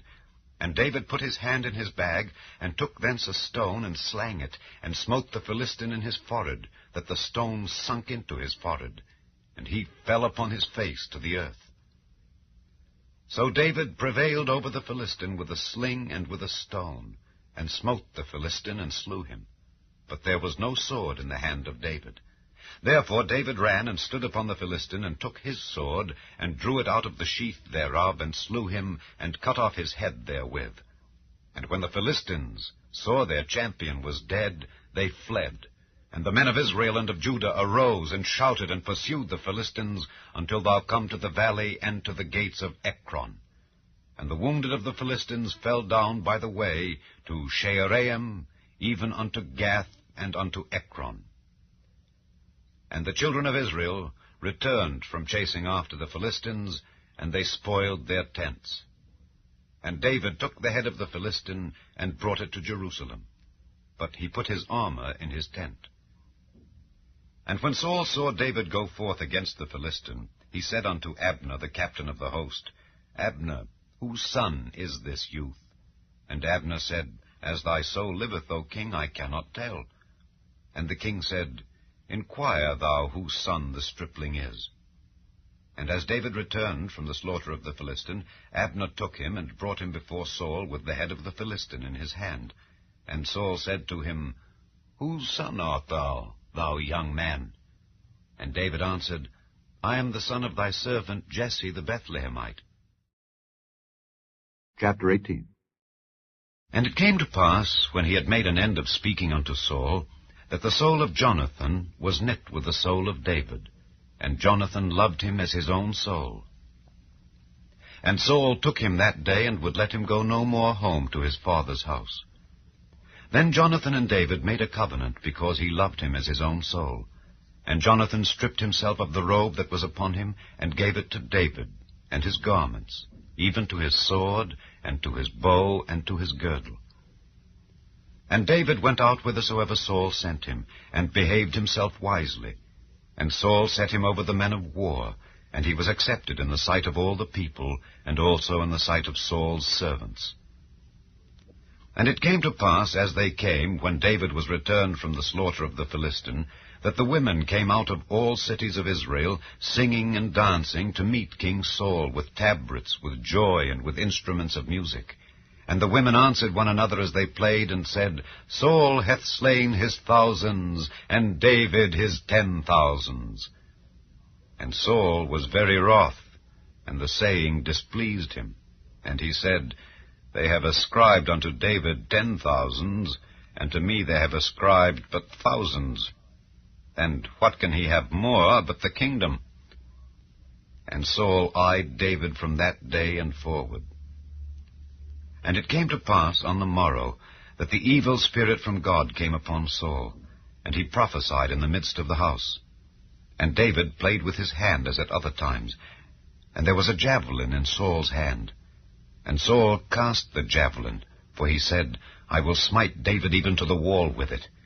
And David avoided out of his presence twice. And Saul was afraid of David, because the Lord was with him, and was departed from Saul. Therefore Saul removed him from him, and made him his captain over 1,000. And he went out and came in before the people. And David behaved himself wisely in all his ways, and the Lord was with him. Wherefore, when Saul saw that he behaved himself very wisely, he was afraid of him. But all Israel and Judah loved David, because he went out and came in before them. And Saul said to David, Behold my elder daughter Merab, her will I give thee to wife. Only be thou valiant for me, and fight the Lord's battles. For Saul said, Let not mine hand be upon him, but let the hand of the Philistines be upon him. And David said unto Saul, Who am I, and what is my life or my father's family in Israel, that I should be son-in-law to the king? But it came to pass at the time when Merab Saul's daughter should have been given to David, that she was given unto Adriel the Maholathite to wife. And Michal, Saul's daughter, loved David, and they told Saul, and the thing pleased him. And Saul said, I will give him her, that she may be a snare to him, and that the hand of the Philistines may be against him. Wherefore Saul said to David, Thou shalt this day be my son-in-law in the one of the twain. And Saul commanded his servants, saying, Commune with David secretly, and say, Behold, the king hath delight in thee, and all his servants love thee. Now therefore be the king's son-in-law. And Saul's servants spake those words in the ears of David. And David said, Seemeth it to you a light thing to be a king's son-in-law, seeing that I am a poor man and lightly esteemed? And the servants of Saul told him, saying, On this manner spake David. And Saul said, Thus shall ye say to David, The king desireth not any dowry, but 100 foreskins of the Philistines, to be avenged of the king's enemies. But Saul thought to make David fall by the hand of the Philistines. And when his servants told David these words, it pleased David well to be the king's son-in-law. And the days were not expired. Wherefore David arose and went, he and his men, and slew of the Philistines 200 men. And David brought their foreskins, and they gave them in full tale to the king, that he might be the king's son-in-law. And Saul gave him Michal his daughter to wife. And Saul saw and knew that the Lord was with David, and that Michal Saul's daughter loved him. And Saul was yet the more afraid of David, and Saul became David's enemy continually. Then the princes of the Philistines went forth, and it came to pass after they went forth that David behaved himself more wisely than all the servants of Saul, so that his name was much set by. Chapter 19. And Saul spake to Jonathan his son and to all his servants that they should kill David. But Jonathan Saul's son delighted much in David. And Jonathan told David, saying, Saul my father seeketh to kill thee. Now therefore I pray thee, take heed to thyself until the morning, and abide in a secret place, and hide thyself. And I will go out and stand beside my father in the field where thou art, and I will commune with my father of thee. And what I see, that I will tell thee. And Jonathan spake good of David unto Saul his father, and said unto him, Let not the king sin against his servant, against David, because he hath not sinned against thee, and because his works have been to theeward very good. For he did put his life in his hand, and slew the Philistine, and the Lord wrought a great salvation for all Israel. Thou sawest it, and didst rejoice. Wherefore then wilt thou sin against innocent blood, to slay David without a cause? And Saul hearkened unto the voice of Jonathan, and Saul sware, As the Lord liveth, he shall not be slain. And Jonathan called David, and Jonathan showed him all those things. And Jonathan brought David to Saul, and he was in his presence as in times past. And there was war again, And David went out and fought with the Philistines, and slew them with a great slaughter, and they fled from him. And the evil spirit from the Lord was upon Saul, as he sat in his house with his javelin in his hand. And David played with his hand. And Saul sought to smite David even to the wall with the javelin, but he slipped away out of Saul's presence, and he smote the javelin into the wall. And David fled, and escaped that night. Saul also sent messengers unto David's house, to watch him, and to slay him in the morning. And Michal, David's wife, told him, saying, If thou save not thy life tonight, tomorrow thou shalt be slain. So Michal let David down through a window, and he went and fled and escaped. And Michal took an image, and laid it in the bed, and put a pillow of goat's hair for his bolster, and covered it with a cloth. And when Saul sent messengers to take David, she said, He is sick. And Saul sent the messengers again to see David, saying, Bring him up to me in the bed, that I may slay him. And when the messengers were come in, behold, there was an image in the bed, with a pillow of goat's hair for his bolster. And Saul said unto Michal, Why hast thou deceived me so, and sent away mine enemy, that he is escaped? And Michal answered Saul, He said unto me, Let me go, why should I kill thee? So David fled and escaped, and came to Samuel to Ramah, and told him all that Saul had done to him. And he and Samuel went and dwelt in Naioth. And it was told Saul, saying, Behold, David is at Naioth in Ramah.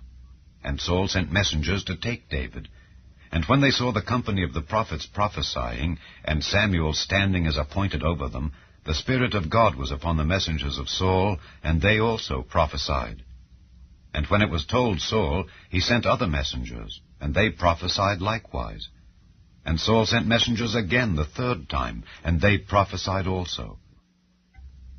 Then went he also to Ramah, and came to a great well that is in Seku. And he asked and said, Where are Samuel and David? And one said, Behold, they be at Naioth in Ramah. And he went thither to Naioth in Ramah, and the Spirit of God was upon him also. And he went on and prophesied until he came to Naioth in Ramah.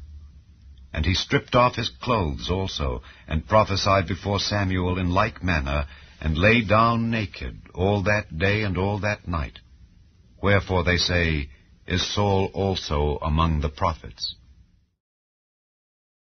Chapter 20. And David fled from Naioth in Ramah, and came and said before Jonathan, What have I done? What is mine iniquity? And what is my sin before thy father, that he seeketh my life? And he said unto him, God forbid, thou shalt not die.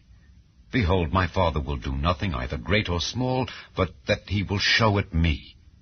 And why should my father hide this thing from me? It is not so. And David sware moreover, and said, Thy father certainly knoweth that I have found grace in thine eyes. And he saith, Let not Jonathan know this, lest he be grieved. But truly, as the Lord liveth, and as thy soul liveth, there is but a step between me and death. Then said Jonathan unto David, Whatsoever thy soul desireth, I will even do it for thee. And David said unto Jonathan, Behold, tomorrow is the new moon, and I should not fail to sit with the king at meat. But let me go, that I may hide myself in the field unto the third day at even. If thy father at all miss me, then say, David earnestly asked leave of me, that he might run to Bethlehem his city, for there is a yearly sacrifice there for all the family. If he say thus, It is well, thy servant shall have peace. But if he be very wroth, then be sure that evil is determined by him. Therefore thou shalt deal kindly with thy servant, for thou hast brought thy servant into a covenant of the Lord with thee. Notwithstanding, if there be in me iniquity, slay me thyself. For why shouldest thou bring me to thy father? And Jonathan said, Far be it from thee. For if I knew certainly that evil were determined by my father to come upon thee, then would not I tell it thee? Then said David to Jonathan, Who shall tell me? Or what if thy father answer thee roughly? And Jonathan said unto David, Come, and let us go out into the field. And they went out both of them into the field. And Jonathan said unto David, O Lord God of Israel, When I have sounded my father about tomorrow any time, or the third day, and behold, if there be good toward David, and I then send not unto thee, and show it thee, the Lord do so, and much more to Jonathan. But if it please my father to do thee evil, then I will show it thee, and send thee away, that thou mayest go in peace. And the Lord be with thee, as he hath been with my father. And thou shalt not only, while yet I live, show me the kindness of the Lord, that I die not, but also thou shalt not cut off thy kindness from my house forever. No, not when the Lord hath cut off the enemies of David, every one from the face of the earth. So Jonathan made a covenant with the house of David, saying, Let the Lord even require it at the hand of David's enemies. And Jonathan caused David to swear again, because he loved him, for he loved him as he loved his own soul.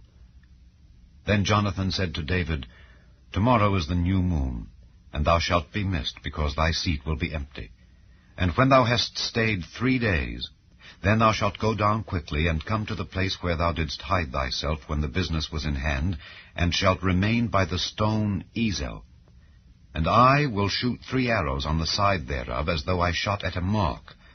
And behold, I will send a lad, saying, Go find out the arrows. If I expressly say unto the lad, Behold, the arrows are on this side of thee, take them, then come thou, for there is peace to thee, and no hurt, as the Lord liveth. But if I say thus unto the young man, Behold, the arrows are beyond thee, go thy way, for the Lord hath sent thee away. And as touching the matter which thou and I have spoken of, behold, the Lord be between thee and me forever. So David hid himself in the field, and when the new moon was come, the king sat him down to eat meat. And the king sat upon his seat, as at other times, even upon a seat by the wall.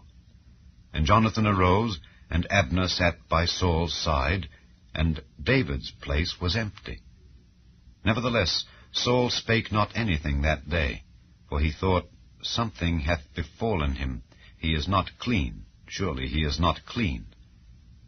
And it came to pass on the morrow, which was the 2nd day of the month, that David's place was empty. And Saul said unto Jonathan his son, Wherefore cometh not the son of Jesse to meat, neither yesterday nor today? And Jonathan answered Saul, David earnestly asked leave of me to go to Bethlehem, and he said, Let me go, I pray thee, for our family hath a sacrifice in the city, and my brother he hath commanded me to be there. And now, if I have found favor in thine eyes, let me get away, I pray thee, and see my brethren. Therefore he cometh not unto the king's table. Then Saul's anger was kindled against Jonathan, and he said unto him, Thou son of the perverse rebellious woman, do not I know that thou hast chosen the son of Jesse to thine own confusion, and unto the confusion of thy mother's nakedness? For as long as the son of Jesse liveth upon the ground, thou shalt not be established, nor thy kingdom. Wherefore now send and fetch him unto me, for he shall surely die. And Jonathan answered Saul his father, and said unto him, Wherefore shall he be slain? What hath he done? And Saul cast a javelin at him to smite him, whereby Jonathan knew that it was determined of his father to slay David. So Jonathan arose from the table in fierce anger, and did eat no meat the 2nd day of the month, for he was grieved for David, because his father had done him shame. And it came to pass in the morning that Jonathan went out into the field at the time appointed with David, and a little lad with him. And he said unto his lad, Run, find out now the arrows which I shoot. And as the lad ran, he shot an arrow beyond him. And when the lad was come to the place of the arrow which Jonathan had shot, Jonathan cried after the lad, and said, Is not the arrow beyond thee? And Jonathan cried after the lad, Make speed, haste, stay not. And Jonathan's lad gathered up the arrows, and came to his master. But the lad knew not anything. Only Jonathan and David knew the matter.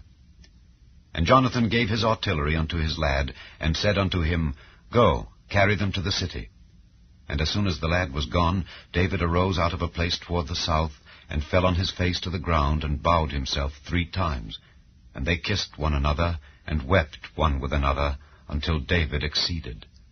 And Jonathan said to David, Go in peace, forasmuch as we have sworn both of us in the name of the Lord, saying, The Lord be between me and thee, and between my seed and thy seed forever.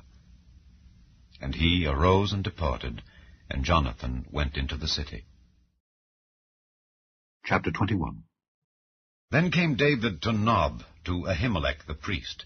And Ahimelech was afraid at the meeting of David, and said unto him, Why art thou alone, and no man with thee? And David said unto Ahimelech the priest, The king hath commanded me a business, and hath said unto me, Let no man know anything of the business whereabout I send thee, and what I have commanded thee. And I have appointed my servants to such and such a place. Now therefore, what is under thine hand? Give me 5 loaves of bread in mine hand, or what there is present.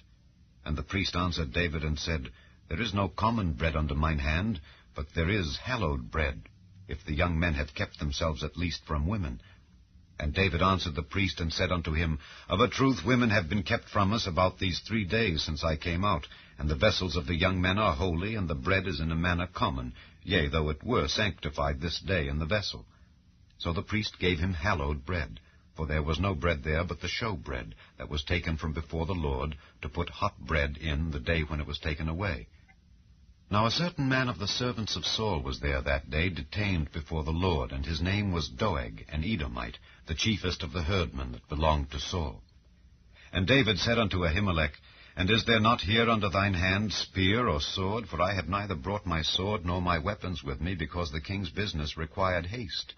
And the priest said, The sword of Goliath the Philistine, whom thou slewest in the valley of Elah, behold, it is here wrapped in a cloth behind the ephod. If thou wilt take that, take it, for there is no other save that here. And David said, There is none like that. Give it me. And David arose and fled that day for fear of Saul, and went to Achish the king of Gath. And the servants of Achish said unto him, Is not this David the king of the land? Did they not sing one to another of him in dances, saying, Saul hath slain his thousands, and David his 10,000s? And David laid up these words in his heart, and was sore afraid of Achish the king of Gath. And he changed his behavior before them, and feigned himself mad in their hands, and scrabbled on the doors of the gate, and let his spittle fall down upon his beard. Then said Achish unto his servants, Lo, ye see the man is mad.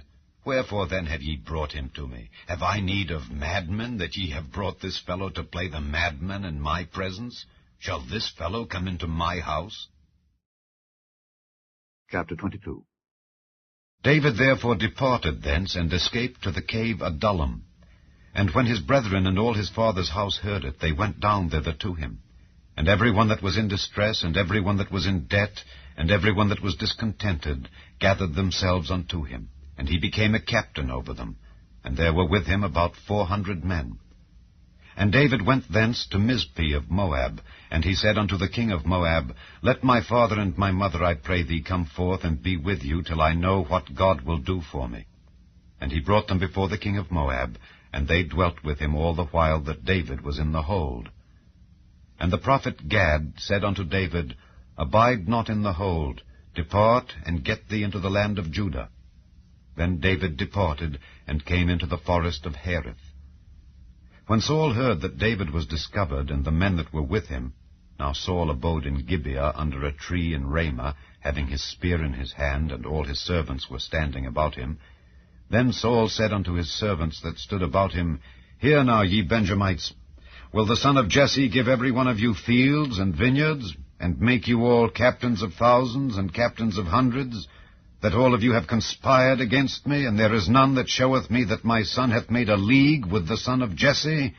And there is none of you that is sorry for me, or showeth unto me that my son hath stirred up my servant against me, to lie in wait, as at this day? Then answered Doeg the Edomite, which was set over the servants of Saul, and said, I saw the son of Jesse coming to Nob, to Ahimelech the son of Ahitub, and he inquired of the Lord for him, and gave him victuals, and gave him the sword of Goliath the Philistine. Then the king sent to call Ahimelech the priest, the son of Ahitub, and all his father's house, the priests that were in Nob. And they came all of them to the king. And Saul said, Hear now, thou son of Ahitub. And he answered, Here I am, my lord. And Saul said unto him, Why have ye conspired against me, thou and the son of Jesse, in that thou hast given him bread and a sword, and hast inquired of God for him, that he should rise against me to lie in wait, as at this day? Then Ahimelech answered the king and said, And who is so faithful among all thy servants as David, which is the king's son-in-law, and goeth at thy bidding, and is honorable in thine house? Did I then begin to inquire of God for him? Be it far from me. Let not the king impute anything unto his servant, nor to all the house of my father, for thy servant knew nothing of all this, less or more. And the king said, Thou shalt surely die, Ahimelech, thou and all thy father's house. And the king said unto the footmen that stood about him, Turn and slay the priests of the Lord, because their hand also is with David, and because they knew when he fled, and did not show it to me. But the servants of the king would not put forth their hand to fall upon the priests of the Lord. And the king said to Doeg, Turn thou and fall upon the priests. And Doeg the Edomite turned, and he fell upon the priests, and slew on that day 75 persons that did wear a linen ephod. And Nob, the city of the priests, smote he with the edge of the sword, both men and women, children and sucklings, and oxen and asses and sheep with the edge of the sword. And one of the sons of Ahimelech, the son of Ahitub, named Abiathar, escaped, and fled after David. And Abiathar showed David that Saul had slain the Lord's priests. And David said unto Abiathar, I knew it that day when Doeg the Edomite was there, that he would surely tell Saul. I have occasioned the death of all the persons of thy father's house. Abide thou with me, fear not, for he that seeketh my life seeketh thy life. But with me thou shalt be in safeguard. Chapter 23. Then they told David, saying, Behold, the Philistines fight against Keilah, and they rob the threshing floors. Therefore David inquired of the Lord, saying, Shall I go and smite these Philistines? And the Lord said unto David, Go, and smite the Philistines, and save Keilah. And David's men said unto him, Behold, we be afraid here in Judah. How much more then if we come to Keilah against the armies of the Philistines? Then David inquired of the Lord yet again, and the Lord answered him and said, Arise, go down to Keilah, for I will deliver the Philistines into thine hand. So David and his men went to Keilah, and fought with the Philistines, and brought away their cattle, and smote them with a great slaughter. So David saved the inhabitants of Keilah. And it came to pass, when Abiathar the son of Ahimelech fled to David to Keilah, that he came down with an ephod in his hand. And it was told Saul that David was come to Keilah. And Saul said, God hath delivered him into mine hand, for he is shut in by entering into a town that hath gates and bars. And Saul called all the people together to war, to go down to Keilah to besiege David and his men. And David knew that Saul secretly practiced mischief against him, and he said to Abiathar the priest, Bring hither the ephod. Then said David, O Lord God of Israel, thy servant hath certainly heard that Saul seeketh to come to Keilah to destroy the city for my sake. Will the men of Keilah deliver me up into his hand? Will Saul come down, as thy servant hath heard? O Lord God of Israel, I beseech thee, tell thy servant. And the Lord said, He will come down. Then said David, Will the men of Keilah deliver me and my men into the hand of Saul? And the Lord said, They will deliver thee up. Then David and his men, which were about 600, arose and departed out of Keilah, and went whithersoever they could go. And it was told Saul that David was escaped from Keilah, and he forbare to go forth. And David abode in the wilderness in strongholds, and remained in a mountain in the wilderness of Ziph. And Saul sought him every day, but God delivered him not into his hand. And David saw that Saul was come out to seek his life, and David was in the wilderness of Ziph in a wood. And Jonathan, Saul's son, arose, and went to David into the wood, and strengthened his hand in God. And he said unto him, Fear not, for the hand of Saul my father shall not find thee, and thou shalt be king over Israel, and I shall be next unto thee. and that also Saul my father knoweth. And they two made a covenant before the Lord, and David abode in the wood, and Jonathan went to his house. Then came up the Ziphites to Saul to Gibeah, saying, Doth not David hide himself with us in strongholds in the wood, in the hill of Hachilah, which is on the south of Jeshimon? Now therefore, O king, come down according to all the desire of thy soul to come down, and our part shall be to deliver him into the king's hand. And Saul said, Blessed be ye of the Lord, for ye have compassion on me. Go, I pray you, prepare yet, and know and see his place where his haunt is, and who hath seen him there, for it is told me that he dealeth very subtilly. See therefore, and take knowledge of all the lurking places where he hideth himself, and come ye again to me with this certainty, and I will go with you. And it shall come to pass, if he be in the land, that I will search him out throughout all the thousands of Judah. And they arose and went to Ziph before Saul. But David and his men were in the wilderness of Maon, in the plain on the south of Jeshimon. Saul also and his men went to seek him. And they told David. Wherefore he came down into a rock, and abode in the wilderness of Maon. And when Saul heard that, he pursued after David in the wilderness of Maon. And Saul went on this side of the mountain, and David and his men on that side of the mountain. And David made haste to get away for fear of Saul, for Saul and his men compassed David and his men round about to take them. But there came a messenger unto Saul, saying, Haste thee and come, for the Philistines have invaded the land. Wherefore Saul returned from pursuing after David, and went against the Philistines. Therefore they called that place Selah Hamalekoth. And David went up from thence, and dwelt in strongholds at Engedi. Chapter 24. And it came to pass, when Saul was returned from following the Philistines, that it was told him, saying, Behold, David is in the wilderness of Engedi. Then Saul took 3,000 chosen men out of all Israel, and went to seek David and his men upon the rocks of the wild goats. And he came to the sheepcotes by the way, where was a cave, and Saul went in to cover his feet. And David and his men remained in the sides of the cave.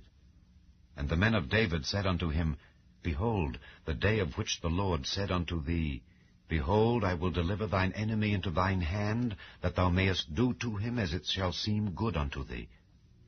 Then David arose, and cut off the skirt of Saul's robe privily. And it came to pass afterward, that David's heart smote him, because he had cut off Saul's skirt. And he said unto his men, The Lord forbid that I should do this thing unto my master, the Lord's anointed, to stretch forth mine hand against him, seeing he is the anointed of the Lord. So David stayed his servants with these words, and suffered them not to rise against Saul. But Saul rose up out of the cave, and went on his way.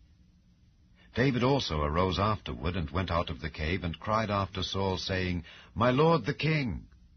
And when Saul looked behind him, David stooped with his face to the earth, and bowed himself.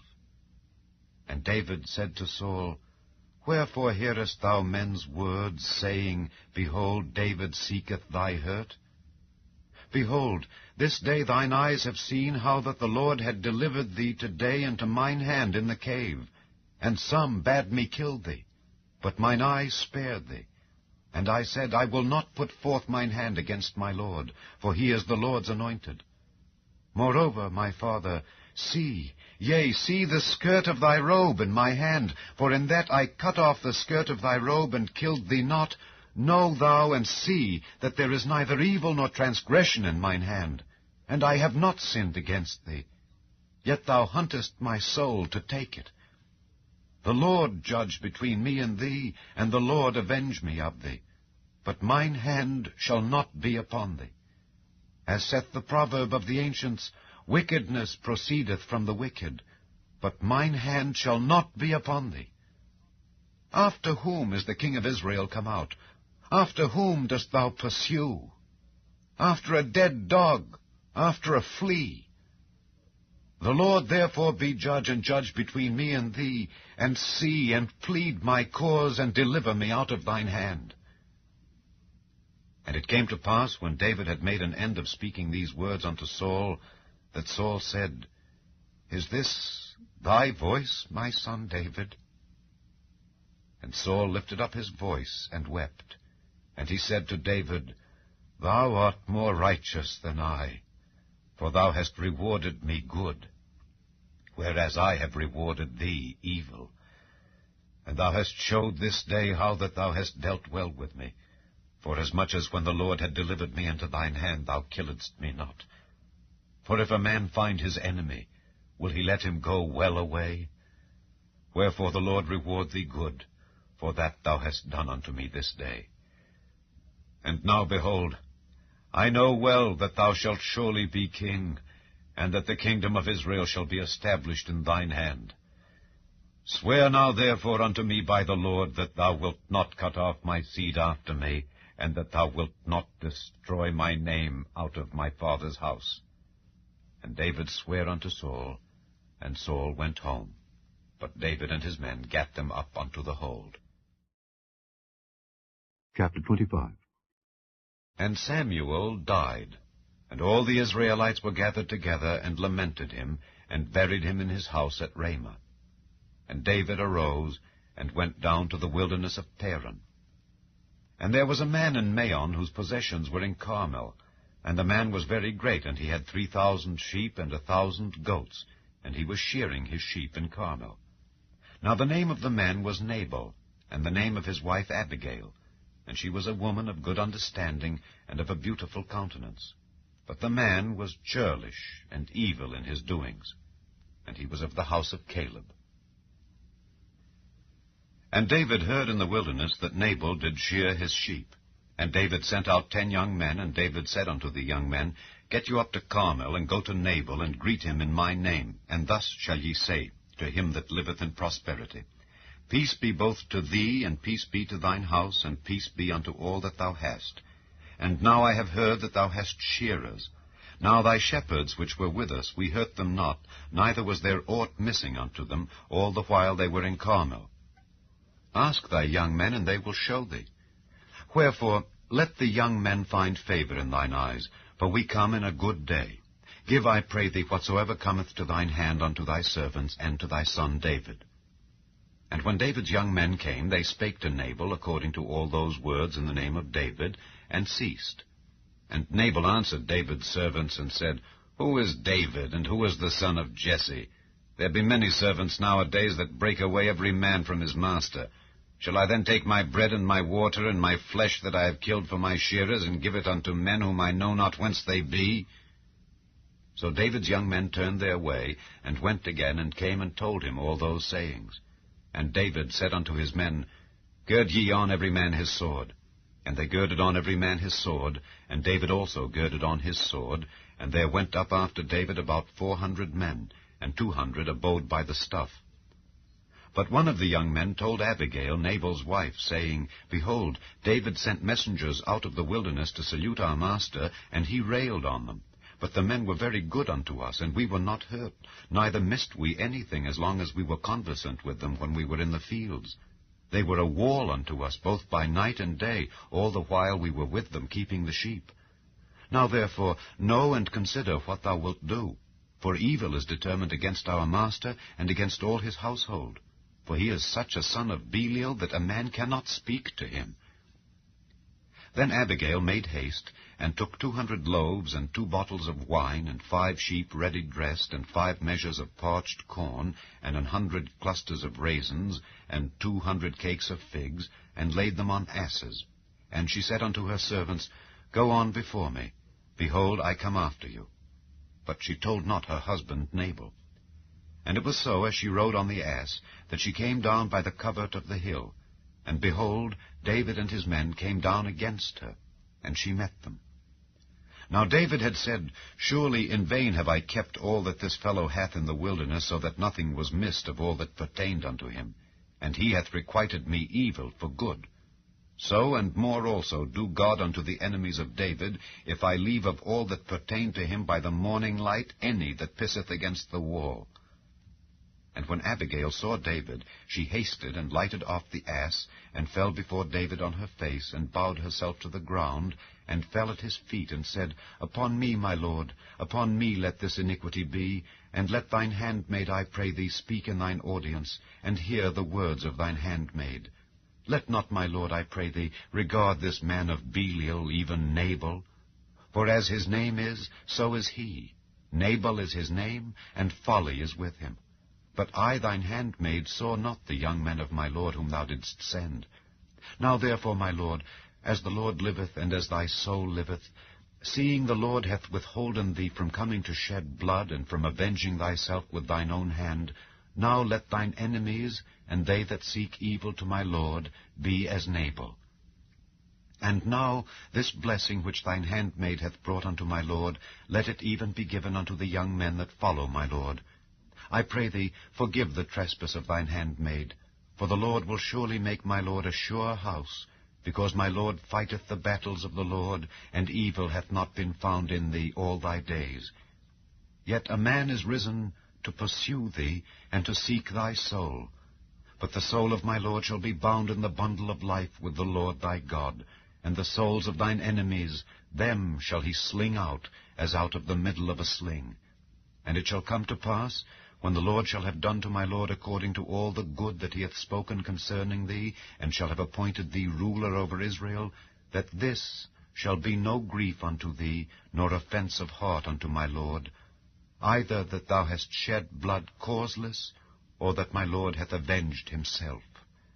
But when the Lord shall have dealt well with my lord, then remember thine handmaid. And David said to Abigail, Blessed be the Lord God of Israel, which sent thee this day to meet me.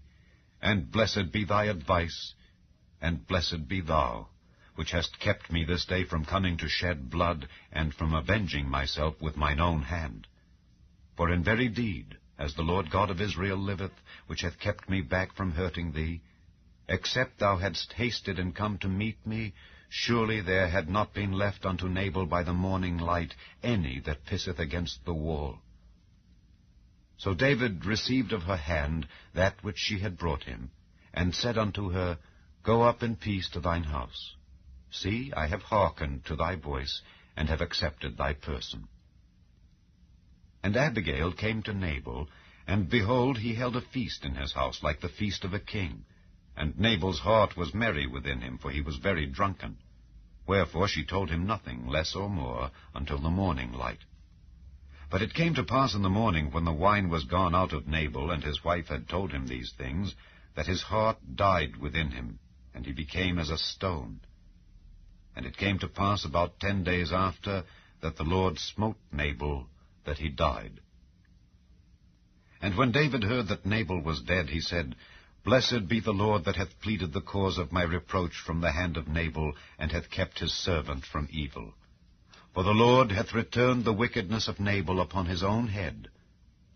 And David sent and communed with Abigail, to take her to him to wife.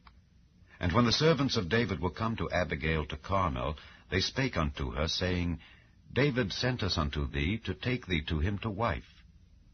And she arose, and bowed herself on her face to the earth, and said, Behold, let thine handmaid be a servant, to wash the feet of the servants of my lord.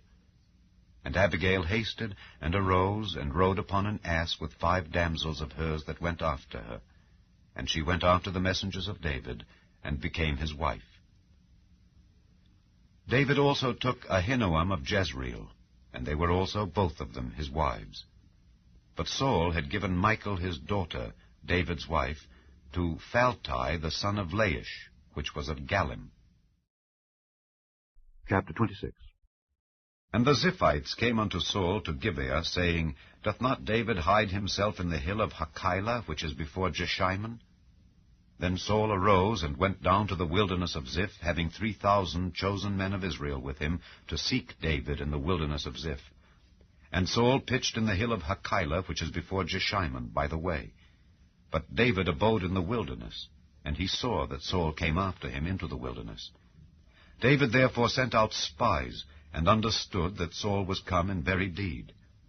And David arose and came to the place where Saul had pitched. And David beheld the place where Saul lay, and Abner the son of Ner, the captain of his host. And Saul lay in the trench, and the people pitched round about him.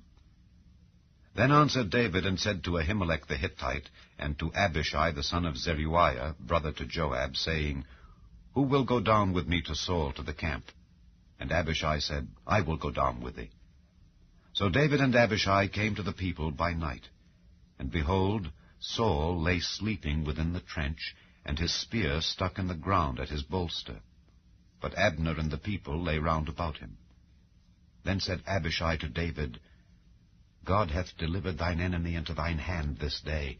Now therefore let me smite him, I pray thee, with the spear, even to the earth at once, and I will not smite him the second time. And David said to Abishai, Destroy him not. For who can stretch forth his hand against the Lord's anointed, and be guiltless? David said furthermore, As the Lord liveth, the Lord shall smite him, or his day shall come to die, or he shall descend into battle and perish. The Lord forbid that I should stretch forth mine hand against the Lord's anointed. But I pray thee, take thou now the spear that is at his bolster, and the cruse of water, and let us go. So David took the spear and the cruse of water from Saul's bolster, and they gat them away, and no man saw it, nor knew it, neither awaked, for they were all asleep, because a deep sleep from the Lord was fallen upon them. Then David went over to the other side, and stood on the top of an hill afar off, a great space being between them. And David cried to the people, and to Abner the son of Ner, saying, Answerest thou not, Abner? Then Abner answered and said, Who art thou that criest to the king? And David said to Abner, Art not thou a valiant man? And who is like to thee in Israel? Wherefore then hast thou not kept thy lord the king? For there came one of the people in to destroy the king thy lord. This thing is not good that thou hast done. As the Lord liveth, ye are worthy to die, because ye have not kept your master the Lord's anointed. And now see where the king's spear is, and the cruse of water that was at his bolster. And Saul knew David's voice, and said, Is this thy voice, my son David? And David said, It is my voice, my lord, O king. And he said, Wherefore doth my lord thus pursue after his servant? For what have I done, or what evil is in mine hand? Now therefore I pray thee, let my lord the king hear the words of his servant. If the Lord have stirred thee up against me, let him accept an offering. But if they be the children of men, cursed be they before the Lord. For they have driven me out this day from abiding in the inheritance of the Lord, saying, Go, serve other gods. Now therefore, let not my blood fall to the earth before the face of the Lord. For the king of Israel is come out to seek a flea, as when one doth hunt a partridge in the mountains. Then said Saul, I have sinned. Return, my son David, for I will no more do thee harm, because my soul was precious in thine eyes this day. Behold, I have played the fool, and have erred exceedingly. And David answered and said, Behold the king's spear, and let one of the young men come over and fetch it. The Lord render to every man his righteousness and his faithfulness, for the Lord delivered thee into my hand today, but I would not stretch forth mine hand against the Lord's anointed. And behold, as thy life was much set by this day in mine eyes, so let my life be much set by in the eyes of the Lord, and let him deliver me out of all tribulation. Then Saul said to David, Blessed be thou, my son David. Thou shalt both do great things, and also shalt still prevail. So David went on his way, and Saul returned to his place. Chapter 27. And David said in his heart, I shall now perish one day by the hand of Saul. There is nothing better for me than that I should speedily escape into the land of the Philistines. And Saul shall despair of me to seek me any more in any coast of Israel. So shall I escape out of his hand. And David arose, and he passed over with the 600 men that were with him unto Achish the son of Maoch, king of Gath. And David dwelt with Achish at Gath, he and his men, every man with his household, even David with his 2 wives, Ahinoam the Jezreelitess, and Abigail the Carmelitess, Nabal's wife. And it was told Saul that David was fled to Gath, and he sought no more again for him. And David said unto Achish, If I have now found grace in thine eyes, let them give me a place in some town in the country, that I may dwell there. For why should thy servant dwell in the royal city with thee? Then Achish gave him Ziklag that day, wherefore Ziklag pertaineth unto the kings of Judah unto this day. And the time that David dwelt in the country of the Philistines was a full year and 4 months. And David and his men went up, and invaded the Geshurites, and the Gezrites, and the Amalekites, for those nations were of old the inhabitants of the land, as thou goest to Shur, even unto the land of Egypt. And David smote the land, and left neither man nor woman alive, and took away the sheep, and the oxen, and the asses, and the camels, and the apparel, and returned, and came to Achish. And Achish said, Whither have ye made a road today? And David said, Against the south of Judah, and against the south of the Jerahmeelites, and against the south of the Kenites. And David saved neither man nor woman alive to bring tidings to Gath, saying, Lest they should tell on us, saying, So did David, and so will be his manner all the while he dwelleth in the country of the Philistines. And Achish believed David, saying, He hath made his people Israel utterly to abhor him. Therefore he shall be my servant forever. Chapter 28. And it came to pass in those days that the Philistines gathered their armies together for warfare to fight with Israel. And Achish said unto David, Know thou assuredly that thou shalt go out with me to battle, thou and thy men. And David said to Achish, Surely thou shalt know what thy servant can do. And Achish said to David, Therefore will I make thee keeper of mine head forever. Now Samuel was dead, and all Israel had lamented him, and buried him in Ramah, even in his own city. And Saul had put away those that had familiar spirits, and the wizards, out of the land. And the Philistines gathered themselves together, and came and pitched in Shunem. And Saul gathered all Israel together, and they pitched in Gilboa. And when Saul saw the host of the Philistines, he was afraid, and his heart greatly trembled.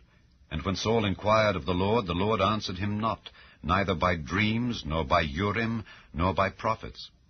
Then said Saul unto his servants, Seek me a woman that hath a familiar spirit, that I may go to her, and inquire of her.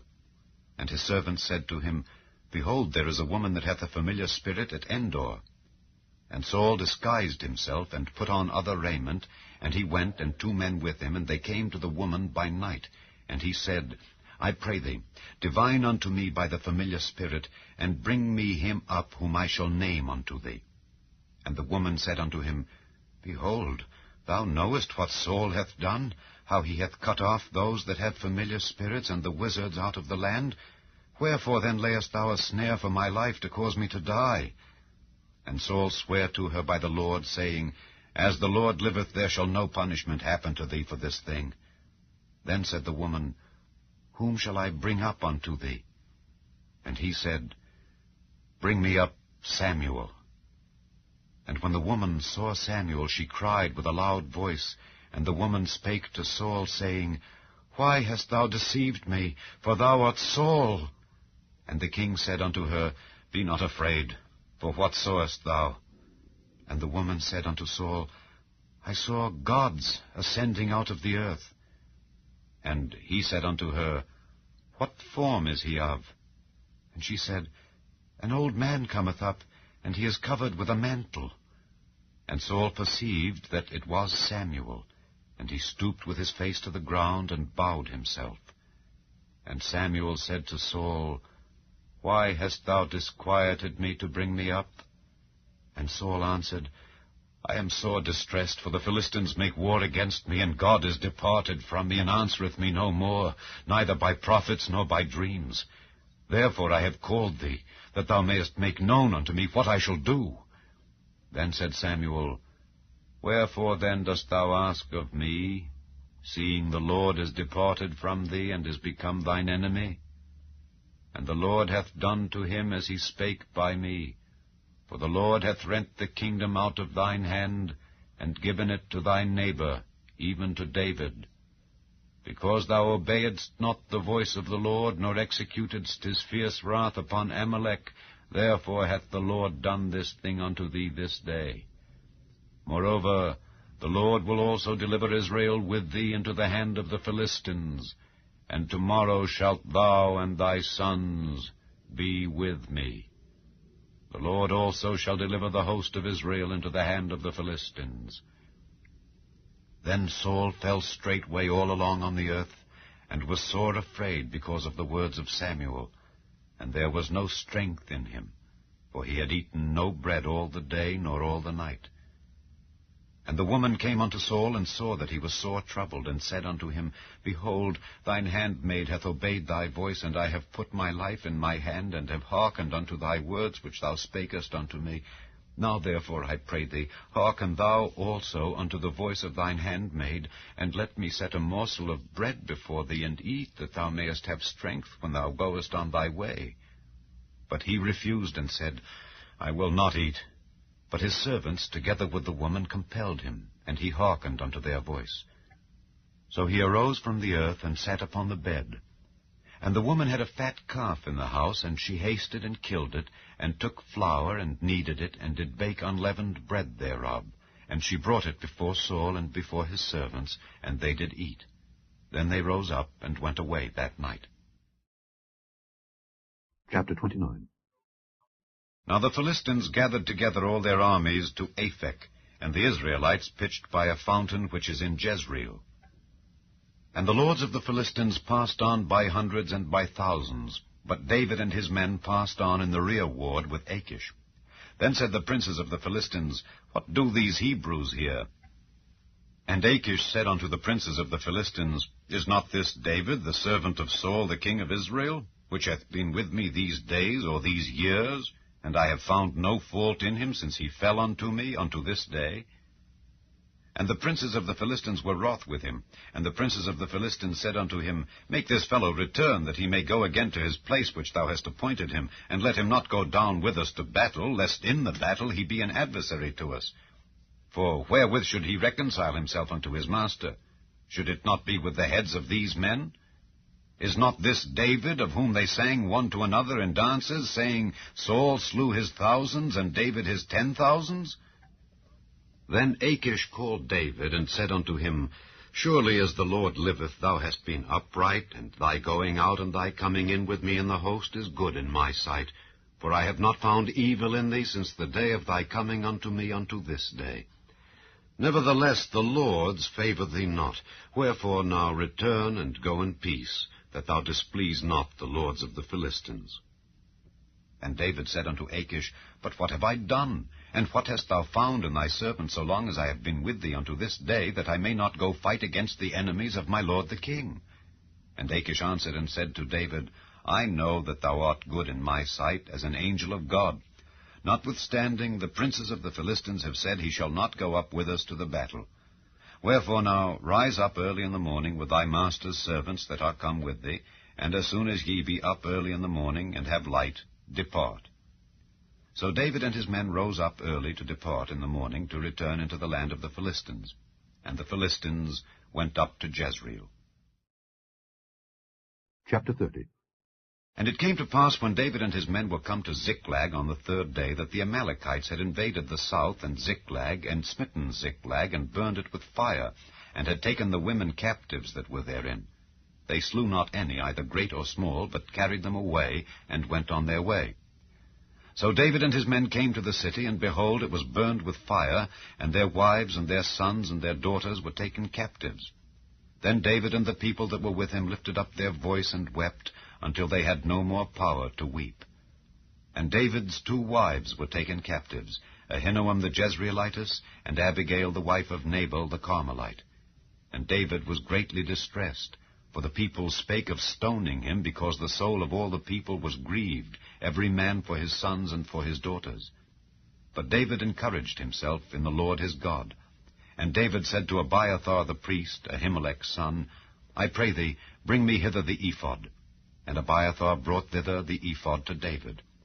And David inquired at the Lord, saying, Shall I pursue after this troop? Shall I overtake them? And he answered him, Pursue, for thou shalt surely overtake them, and without fail recover all. So David went, he and the 600 men that were with him, and came to the brook Besor, where those that were left behind stayed. But David pursued, he and 400 men, for 200 abode behind, which were so faint that they could not go over the brook Besor. And they found an Egyptian in the field, and brought him to David, and gave him bread, and he did eat, and they made him drink water. And they gave him a piece of a cake of figs, and 2 clusters of raisins. And when he had eaten, his spirit came again to him, for he had eaten no bread nor drunk any water 3 days and 3 nights. And David said unto him, To whom belongest thou? And whence art thou? And he said, I am a young man of Egypt, servant to an Amalekite, and my master left me, because 3 days agone I fell sick. We made an invasion upon the south of the Kerethites, and upon the coast which belongeth to Judah, and upon the south of Caleb, and we burned Ziklag with fire. And David said to him, Canst thou bring me down to this company? And he said, Swear unto me by God that thou wilt neither kill me, nor deliver me into the hands of my master, and I will bring thee down to this company. And when he had brought him down, behold, they were spread abroad upon all the earth, eating and drinking, and dancing, because of all the great spoil that they had taken out of the land of the Philistines, and out of the land of Judah. And David smote them from the twilight even unto the evening of the next day, and there escaped not a man of them, save 400 young men which rode upon camels and fled. And David recovered all that the Amalekites had carried away, and David rescued his 2 wives. And there was nothing lacking to them, neither small nor great, neither sons nor daughters, neither spoil nor anything that they had taken to them. David recovered all. And David took all the flocks and the herds which they drave before those other cattle, and said, This is David's spoil. And David came to the 200 men which were so faint that they could not follow David, whom they had made also to abide at the brook Besor. And they went forth to meet David, and to meet the people that were with him. And when David came near to the people, he saluted them. Then answered all the wicked men and men of Belial, of those that went with David, and said, Because they went not with us, we will not give them aught of the spoil that we have recovered, save to every man his wife and his children, that they may lead them away and depart. Then said David, Ye shall not do so, my brethren, with that which the Lord hath given us, who hath preserved us, and delivered the company that came against us into our hand. For who will hearken unto you in this matter? But as his part is that goeth down to the battle, so shall his part be that tarrieth by the stuff. They shall part alike. And it was so from that day forward, that he made it a statute and an ordinance for Israel unto this day. And when David came to Ziklag, he sent of the spoil unto the elders of Judah, even to his friends, saying, Behold, a present for you of the spoil of the enemies of the Lord. To them which were in Bethel, and to them which were in South Ramoth, and to them which were in Jatir, and to them which were in Aroer, and to them which were in Siphmoth, and to them which were in Eshtemoa, and to them which were in Rachel, and to them which were in the cities of the Jerahmeelites, and to them which were in the cities of the Kenites, and to them which were in Hormah, and to them which were in Korashan, and to them which were in Athak, and to them which were in Hebron, and to all the places where David himself and his men were wont to haunt. Chapter 31. Now the Philistines fought against Israel, and the men of Israel fled from before the Philistines, and fell down slain in Mount Gilboa. And the Philistines followed hard upon Saul and upon his sons. And the Philistines slew Jonathan, and Abinadab, and Malchishua, Saul's sons. And the battle went sore against Saul, and the archers hit him, and he was sore wounded of the archers. Then said Saul unto his armor-bearer, Draw thy sword, and thrust me through therewith, lest these uncircumcised come and thrust me through, and abuse me. But his armor-bearer would not, for he was sore afraid. Therefore Saul took a sword, and fell upon it. And when his armor-bearer saw that Saul was dead, he fell likewise upon his sword, and died with him. So Saul died, and his 3 sons, and his armor-bearer, and all his men, that same day together. And when the men of Israel that were on the other side of the valley, and they that were on the other side Jordan, saw that the men of Israel fled, and that Saul and his sons were dead, they forsook the cities and fled, and the Philistines came and dwelt in them. And it came to pass on the morrow, when the Philistines came to strip the slain, that they found Saul and his 3 sons fallen in Mount Gilboa. And they cut off his head, and stripped off his armor, and sent into the land of the Philistines round about to publish it in the house of their idols and among the people. And they put his armor in the house of Ashtaroth, and they fastened his body to the wall of Bethshan. And when the inhabitants of Jabesh-Gilead heard of that which the Philistines had done to Saul, all the valiant men arose, and went all night, and took the body of Saul and the bodies of his sons from the wall of Bethshan, and came to Jabesh, and burnt them there. And they took their bones, and buried them under a tree at Jabesh, and fasted 7 days.